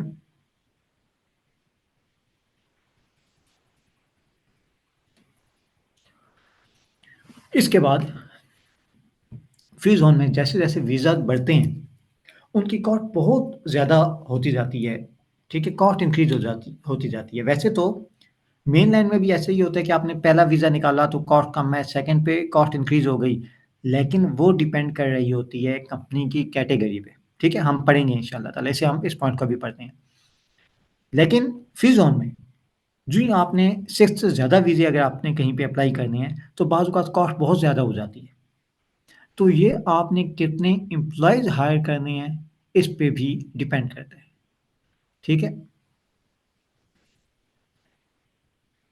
तो कई फ्री जोन ने तो रिस्ट्रिक्शन लगाई हुई है कि आप 6 से ज़्यादा वीज़ा इशू ही नहीं कर सकते, 6 से ज़्यादा एम्प्लॉइज़ हायर ही नहीं कर सकते।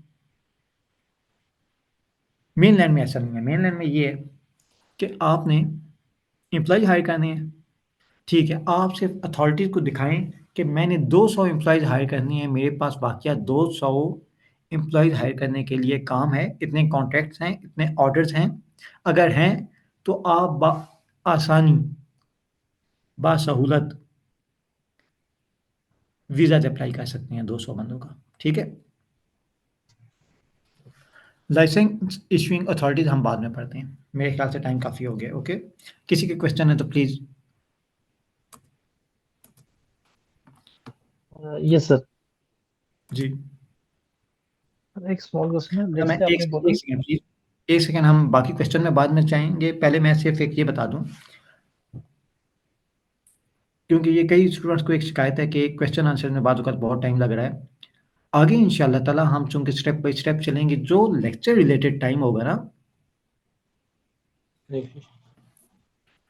वो रेलिवेंट क्वेश्चन, उससे रेलिवेंट हम पढ़ेंगे। मिसाल के तौर पे हम टेक्स्ट पढ़ रहे हैं, तो जैसे-जैसे हमारा लेक्चर प्रोसीड करेगा, जैसे-जैसे आगे बढ़ेगा, हम उससे रेलिवेंट क्वेश्चन आप पूछते रहिएगा, ठीक है?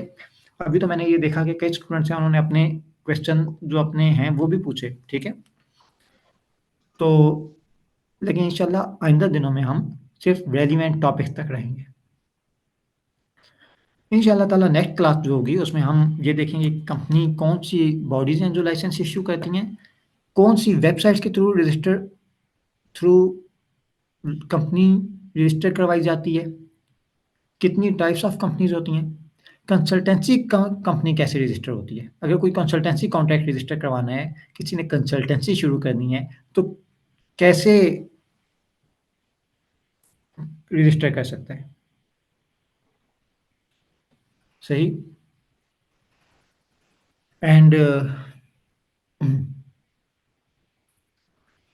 इस चीज़ को हम डिटेल में देखेंगे। इसी तरह से हम कुछ इम्पोर्टेंट इंडस्ट्रीज़ की कॉस्ट भी देखेंगे कि अगर किसी ने होटल शुरू करना है, तो कितने का एक होटल रजिस्टर होता है, कौन-सी जगह पे कीमत कम पड़ती है, ठीक है? कितनी आपकी कॉस्ट होती है, इंशाल्लाह ताला एक कंपनी की कॉस्ट रजिस्टर कैसे करती है और उसकी कॉस्ट कितनी आती है, ये हम इंशाल्लाह ताला नेक्स्ट लेक्चर में देखेंगे। अच्छा, इस पे अपना ओपिनियन है। मुझे नॉर्मली मैं बताऊँ कि मुझे क्वेश्चन आंसर बड़े पसंद हैं। सही? और हाँ, लेकिन ये एक चीज़ है कि अभी चूँकि हम एक जनरल टॉपिक पे हैं, तो अक्सर स्टूडेंट्स बहुत डाइवर्स क्वेश्चन पूछ रहे होते हैं, जो स्कैटर्ड हैं। इसको इंशाल्लाह ताला हम फोकस क्वेश्चन इंशाल्लाह ताला नेक्स्ट क्लासेस में लाएँगे। ठीक है, अभी क्वेश्चन जी आयतुल्लाह, क्वेश्चन था आपका? जी, जी। मैं सर ये पूछना चाह रहा था कि जैसे फ्री ज़ोन में वीज़ा अप्लाई के लिए हम बात कर रहे थे कि मैक्सिमम 1 to 6 वीज़ा जो है हम अप्लाई कर सकते हैं। तो क्या हमें सही। At the time of registration he authority को बताना होगा, कोई इंडिकेशन देनी होती है कि हमें जो है वो 6 वीज़े चाहिए, 5 वीज़ा चाहिए, या हम 1 वीज़ा लेने के बाद भी इसको इंक्रीज़ कर सकते हैं? बाद में इंक्रीज़ कर सकते हैं। मतलब या उसकी कॉस्ट हमें जो है वो पहले ही देनी पड़ती है, या अगर हम ये समझते हैं कि नहीं, हमें 6 वीज़ा जब चाहिए तो हम आपको एम्प्लॉयी हायर करने की ज़रूरत है, जब आपने वीज़ा इश्यू करना है, तब आपने कॉस्ट देनी है। ओके, अगर हम एक वीज़े पे भी कंपनी रजिस्टर कर सकते हैं, उसके बाद जो है हम बिल्कुल, फर्दर वीज़े के इसको बगैर भी कर सकते हैं। सॉरी? वीज़े की ऐसे मिसाल के तौर पे आप जॉब कर रही हैं, ठीक है? जी। आपके पास एम्प्लॉयमेंट वीज़ा मौजूद है ऑलरेडी। हुँ। आप जिस कंपनी में जॉब कर रहे हैं, वो आपको अलाउ कर देती है कि आप साथ कोई अपना बिज़नेस भी खोल लें। ठीक है? सही। उन्हें कोई फ़र्क नहीं पड़ता। वीज़ा तो आपके पास ऑलरेडी है, एम्प्लॉयमेंट वीज़ा, आपको पार्टनर वीज़ा निकलवाने की ज़रूरत नहीं है। ऐसे केस में आप अपनी कंपनी रजिस्टर कर लेंगे, ठीक है? ठीक है, ठीक है, ठीक। Thank you. Without visa, okay. Next question है किसी का? मोहम्मद साद। सर मेरा क्वेश्चन था ये कि अच्छा, एक सेकंड, अगर आज की क्लास में किसी ने हमारा टॉपिक कंप्लीट हो गया, अभी मैं सिर्फ क्वेश्चन आंसर लूँगा।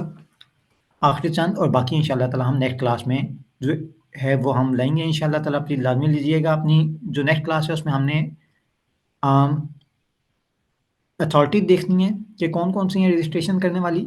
सेकंड चीज़ हमने देखनी है कॉस्ट कितनी आती है हर कंपनी के ऊपर, कितना खर्चा आता है, कितने में कंपनी खुलती है, और वीज़ा कॉस्ट अगर लगाएंगे तो कितनी पड़ती है। और कुछ इम्पोर्टेंट इंडस्ट्रीज़ को, मिसाल के तौर पे फर्म हो गई, ई कॉमर्स कंपनी हो गई, एक फैक्ट्री हो गई, इन सब के हम देखेंगे कि कितना खर्चा आता है, होटल यूएई में कितने का खुलता है। और हमने अपना टॉपिक शुरू किया है अभी इंशाल्लाह ताला। टैक्सेशन हमारा सेपरेट मॉड्यूल है, वैट भी और कॉर्पोरेट टैक्स भी, ठीक है जी। आयतुल्ला क्वेश्चन साद किसका क्वेश्चन था? सर एक बात मुझे ये कंफर्म करनी है, अगर जैसे हम यहाँ पर पाकिस्तान के अंदर जो है अपना सर्विसेज देना चाहते हैं किसी यूएई कंपनी को, जो कंपनी वहाँ पर एग्जिस्ट करती है और उसके एम्प्लॉयज भी वहाँ पर हैं, तो उसके लिए यहाँ से बैठकर हम कंप्लीट सर्विसेज प्रोवाइड कर सकते हैं या इसके लिए हमारा वहाँ होना ज़रूरी है? आप पाकिस्तान में बैठे हैं और आपने इंडिविजुअल कैपेसिटी में कोई सर्विसेज देनी है? हाँ मतलब अगर ये यूएई के अंदर एक फर्म है और वो कहती है कि भाई मेरी टैक्सेशन और अकाउंटिंग आप कर दो यहाँ पर बैठ के, तो it possible to take overall business from sitting in जी पाकिस्तान? बिल्कुल, कर सकते हैं, बिल्कुल। इसके लिए वहां पर होना जरूरी है, क्योंकि नोटिस या ऑडिट वगैरह आते हैं तो नहीं उसको नहीं, कैसे कोई टैकल ज़रूरी नहीं है, करेंगे? कोई ज़रूरत नहीं है। कितनी सारी कंपनीज हैं जिन्होंने आउटसोर्स किया हुआ है अपना सब कुछ, अपना सर्विस आउटसोर्स किया। हेलो, तो इसके अंदर आपके कोर्स अलबत्ता के अंदर टैक्स जो है वो एप्लीकेशन। वैट और कॉर्पोरेट टैक्स की जो है वो कंप्लीट अंडरस्टैंडिंग मौजूद है? तो आप दे सकते हैं, क्लाइंट्स आप लें, पकड़ें। असल में एक क्लाइंट ने जो है वो कांटेक्ट किया था थोड़े दिन पहले, तो मैंने उसको ओके तो कर दिया, लेकिन खैर बार बार कन्वर्ट नहीं हुआ। मैं वैसे ही अंडरस्टैंडिंग ये दे रहा था कि वहाँ कुछ है हमारे लिंक्स, अगर मैं थोड़े ट्राई करता हूँ, कोशिश करता हूँ, तो काम इंशाल्लाह ताला मिल जाएगा। और उसके लिए कि वो कंप्लीट अगर ग्रिप हो वैट और कॉर्पोरेट टैक्स पे। बिल्कुल आप सर्विसेज दे सकते हैं। ठीक है सर, थैंक यू। ओके, लेकिन ऐसी सर्विसेज का टैक्स इम्प्लीकेशन क्या होंगी वो हम बाद में देखेंगे इंशाल्लाह ताला टैक्स पढ़ते हुए। जी फाइन। सजीद, साद, बासित किसका क्वेश्चन है? जी साद, जी पहले सर। सजीद को जी जी सर, मेरा क्वेश्चन शायद इरेलीवेंट हो या अगले टॉपिक्स में ई कॉमर्स से रिलेटेड था। लाइक जैसे आपने कहा कि फ्री जोन से बाहर हम सामान नहीं लेके जा सकते। लाइक अगर हम अमेजोन पे बिजनेस कर रहे हैं या नून पे बिजनेस कर रहे हैं तो उस सूरत में भी नहीं कर सकते नहीं नहीं, अमेजोन में जो मेनलैंड में? कंपनी है ना वो अमेजोन इन्वॉल्व हो जाता है। अब आप सर्विसेज अमेजोन को दे रहे हैं स्पेसिफिकली, ठीक है। हाँ, ये वही सीन हो गया कि अब वो मेनलैंड में है तो मतलब हमारा सामान फ्री जोन से वो उठाएं एज ए डिस्ट्रीब्यूटर या जो भी है, तो बिल्कुल, फिर इट विल बी ओके। ठीक है, बिल्कुल। Okay sir, thank you. Okay जी साद। जी सर, मेरा क्वेश्चन ये था कि ये जो और जी पाकिस्तान में ये सर्टिफिकेशन जो है जो टैक्स की हम कर रहे हैं, ये पाकिस्तान में एचईसी से रिकग्नाइज होती है कि जितने भी हम डिग्रीज वगैरह कर रहे होते हैं वो रिकग्नाइज वहाँ से होती है, तो ऐसा कोई साद मसला थोड़ा यहाँ सा पे ऊंचा। सर आवाज़ आ रही है सर? जी जी जी जी सर, मैं ये कह रहा हूँ कि ये जो सर्टिफिकेशन है ये एचईसी से रिकग्नाइज होती है, क्योंकि जब कोई हम डिग्री कोर्स कर रहे होते हैं तो वो एचईसी से रिकग्नाइज होता है, या फिर ये अपना इंडिपेंडेंट इंस्टीट्यूट है? बेसिकली पूछने का इंस्टीट्यूट ऑफ मकसद। कॉर्पोरेट एंड टैक्सेशन आईसीटी, जो हायर एजुकेशन कमीशन है ना, उससे तो सिर्फ यूनिवर्सिटी जो पाकिस्तान में यूनिवर्सिटीज हैं जो उसके साथ रजिस्टर्ड हैं जी जी जी उनकी डिग्री होती है वेरीफाइड। लेकिन institute ICT, institute of corporate and taxation पूरे यूएई का, पूरे पाकिस्तान का सबसे बड़ा टैक्सेशन में डील करने वाला इंस्टीट्यूट है। सही, तो मार्केट में इसकी वैल्यू मौजूद है, लेकिन एचईसी से ये रिलेट नहीं करता, ठीक है अच्छा, ठीक है ठीक है। जी। बासित प्लीज, इसके बाद हम इंशाल्लाह ताला। अस्सलाम वालेकुम सर, मेरा क्वेश्चन ये था वालेकुम। कि मैं अगर अपनी कंपनी रजिस्टर करता हूँ यूएई में, मतलब उसका सिर्फ पर्पस ये होगा कि कोई हार्ड फॉर्म में कोई मैन्युफैक्चरिंग कंपनी नहीं होगी, लाइक जस्ट मैं एक सर्विसेज प्रोवाइडर हूँ। तो मैं अपने चाह रहा हूँ कि कोई पाकिस्तान से एम्प्लॉय मंगवाता हूँ वहाँ पे। सपोज मैं एक फर्म स्टार्ट करता हूँ यूएई में, तो मुझे मैक्सिमम ठीक है कितने लोगों की इजाज़त होगी कि मैं वहाँ पे अलाउ करवा सकता हूँ उन्हें? और उसमें कोई ऐसे लोग भी हो सकते हैं कि जो एक आउट ऑफ प्रोफेशनल है, मतलब वो नॉन प्रोफेशनल्स लोग हैं कि वो लेबर के लिए आना चाह रहे हैं, तो क्या मैं उनको भी एज अ एक एम्प्लॉयर के बेस पे उनको भी इनविटेशन दे सकता हूँ कि वो उन्हें आने की इजाज़त मिल जाए? दे तो सकते हैं, लेकिन उनको आपका एम्प्लॉय होना चाहिए लीगली, ठीक है? मैं लीगली बात करूँगा, इल्लीगल चीज़ों की बात नहीं करूँगा कि आपने लेबर को अपना एम्प्लॉय शो करके बुला लिया है, ठीक है? और उसके बाद उसकी बेस पे वो सिर्फ रह रही हैं, उनके पास आप अगर उनसे काम लेना चाहते हैं तो आप बुला लें, ठीक है? ठीक है। और सर मेरा ओके? सेकंड पार्ट क्वेश्चन का ये था कि वीज़ा अगर हम मैक्सिमम कितने लोगों के लिए हमें अलाउ होती है गवर्नमेंट की तरफ से? मैंने आपको फ्री ज़ोन का और मेनलैंड का सिर्फ सा फ़र्क बता दिया, इंशाल्लाह ताला डिटेल में हम देखेंगे कल, ठीक है? कॉस्ट कितनी आती है हम पढ़ेंगे। जी वकास प्लीज़ लास्ट क्वेश्चन, ठीक है? सॉरी टू से बट एक्चुअली टाइम की शॉर्टेज की वजह से। अच्छा सर, जी मेरा वकास। क्वेश्चन ये है कि जब आप कंपनी वहां बनाते हैं और आपको पार्टनर वीजा मिलता है, वहां पे मेरे ख्याल में दो किस्म की कंपनीज बनती है। एक कि आप 100% ऑनर होते हैं, अगर होते हैं, या अगर आप दूसरी वाली ऑप्शन पे जाते हैं जिसमें आपको पार्टनर वीजा मिलता है, तो मिलने के बाद आप वहां पे अपना बैंक अकाउंट वगैरह ओपन करके फिर आप इंटरनेशनल एग्जीबिशंस पे वहां से ट्रेवल कर सकते हैं ना। और साइकिल वही होता बिल्कुल है ना, सही। 1 ईयर, 1 ईयर का वही साइकिल होता है कि उस 1 ईयर में आपने वो टैक्स, और कितना परसेंट होता है जेम्स पे, इसका थोड़ा सा मैं जानना चाह रहा था। किसका प्रश्न पूछ रही हैं? टैक्स का? जी जी। एक तो ट्रेवल आप वहां से, फिर आपकी कंपनी जब वहां पे होगी फिर आप वहां से आगे ट्रेवल करेंगे एग्जीबिशंस वगैरह, आपने अगर यूरोप में या तो दूसरे किसी एरिया में देखिए, जाना है आप। मैं अब बात थोड़ा टॉपिक से निकल रही हैं, लेकिन मैं चला जाता हूँ। ये दूसरे मुल्क का राइट होता है, कई कहते हैं आप अपनी बैंक स्टेटमेंट दिखाएँ, कई आप कहते हैं आप अपनी कंपनी की बैंक स्टेटमेंट दिखाएँ। हाँ, निकल तो आप सकते हैं, यूएई से तो जा सकते हैं, आप पार्टनर पे हैं। पार्टनर वीज़ा है आपका, तब भी जा सकते हैं। अगर पार्टनर। आप सोल प्रोप्राइटर हैं, अकेले ओनर हैं, जो आपको वीज़ा मिलेगा ना, उसको पार्टनर वीज़ा ही कहेंगे, ठीक है? ठीक। बाकी जो उसमें टाइप्स हैं वो इंशाल्लाह हम पढ़ेंगे कि किन कंडीशन में इमाराती की ज़रूरत होती है और कॉस्ट पे क्या फ़र्क पड़ता है, ठीक हो गया? ठीक है। और एक और सर शॉर्ट सा है, इसमें आप कह रहे थे कि जी। जब आप एक कंपनी बना लेंगे, आपको जब पार्टनर वीजा मिल जाएगा, फिर आप काम करें या ना करें, वो 2 ईयर्स तक उसकी वैलिडिटी होती है, इसी तरह है? हाँ जी, ऐसे ही होता है। इसके केस में कई लोग वो एक वीज़ों का भी बिज़नेस भी करती हैं जो इल्लीगल है। हम उस पे देखेंगे ज़रूर वो कैसे होता है, बट नॉट रिकमेंडेड, और वो किसी को इसलिए मैं पढ़ाऊँगा भी नहीं कि वो कोई करे, जी ठीक है? ठीक ठीक। उसमें नुकसानात भी हैं, इल्लीगल भी है। ओके, ओके, अल्लाह हाफ़िज़। Okay, thank you class. इंशाल्लाह नेक्स्ट लेक्चर थैंक में हम काफ़ी चीज़ें बड़ी डिटेल में देखेंगे। कौन सी जगह पे कितनी कॉस्ट होती है, ठीक है? कंपनी रजिस्टर करवाने की कितनी कॉस्ट होती है? कंपनी रजिस्टर कैसे होती है? फर्म की कितनी कॉस्ट होती है? ओके, इंशाल्लाह ताला नेक्स्ट क्लास में देखेंगे हम। नेक्स्ट क्लास में इंशाल्लाह ताला मैनेजमेंट अनाउंस कर देगी। सर मैं क्वेश्चन कर सकता हूँ एक? चलें पूछें। सर मैं ये पूछना चाहता था कि अगर हम इस कोर्स के बाद सर हम ये सीखेंगे कि हम ई कॉमर्स के लिए कंपनी किस तरह रजिस्टर कर सकते हैं, ई कॉमर्स के लिए, अमेजोन वगैरह के लिए। मैंने आपसे बताई हैं कुछ चीज़ें, ठीक है?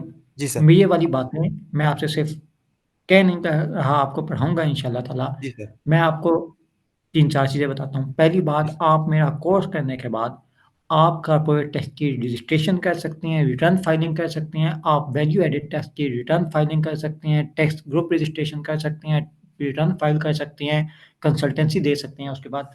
इसी तरह से आपने अगर कंपनी रजिस्टर करवानी है, आप मेरा यकीन करें कि आप अपने खुद जाके पोर्टल पे जाके कंपनी रजिस्टर करवा सकते हैं, ठीक है? ओके हाँ, सर कुछ ठीक। चीज़ें कुछ लिमिटेशन हैं। मिसाल के तौर पे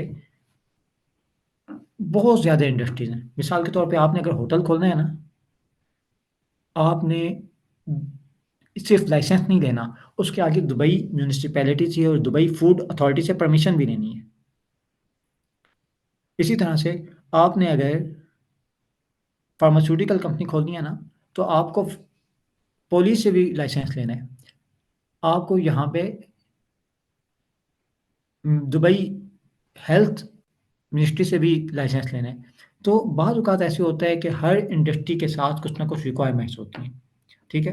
तो हर एंटिटी का इंडिविजुअल ये बताना कि होटल कितने में खुलेगा, यूनिवर्सिटी कितने में खुलेगी, बैग्स का बिजनेस कितने में खुलेगा, फार्मास्यूटिकल, हर चीज़ बताना तो पॉसिबल नहीं है, लेकिन इस हद तक बता देंगे कि आप लाइसेंस भी ले सकेंगे और आपको ये भी पता होगा कि अगर कोई फर्दर अप्रूवल चाहिए तो वो कैसे और कहाँ से मिल सकता है।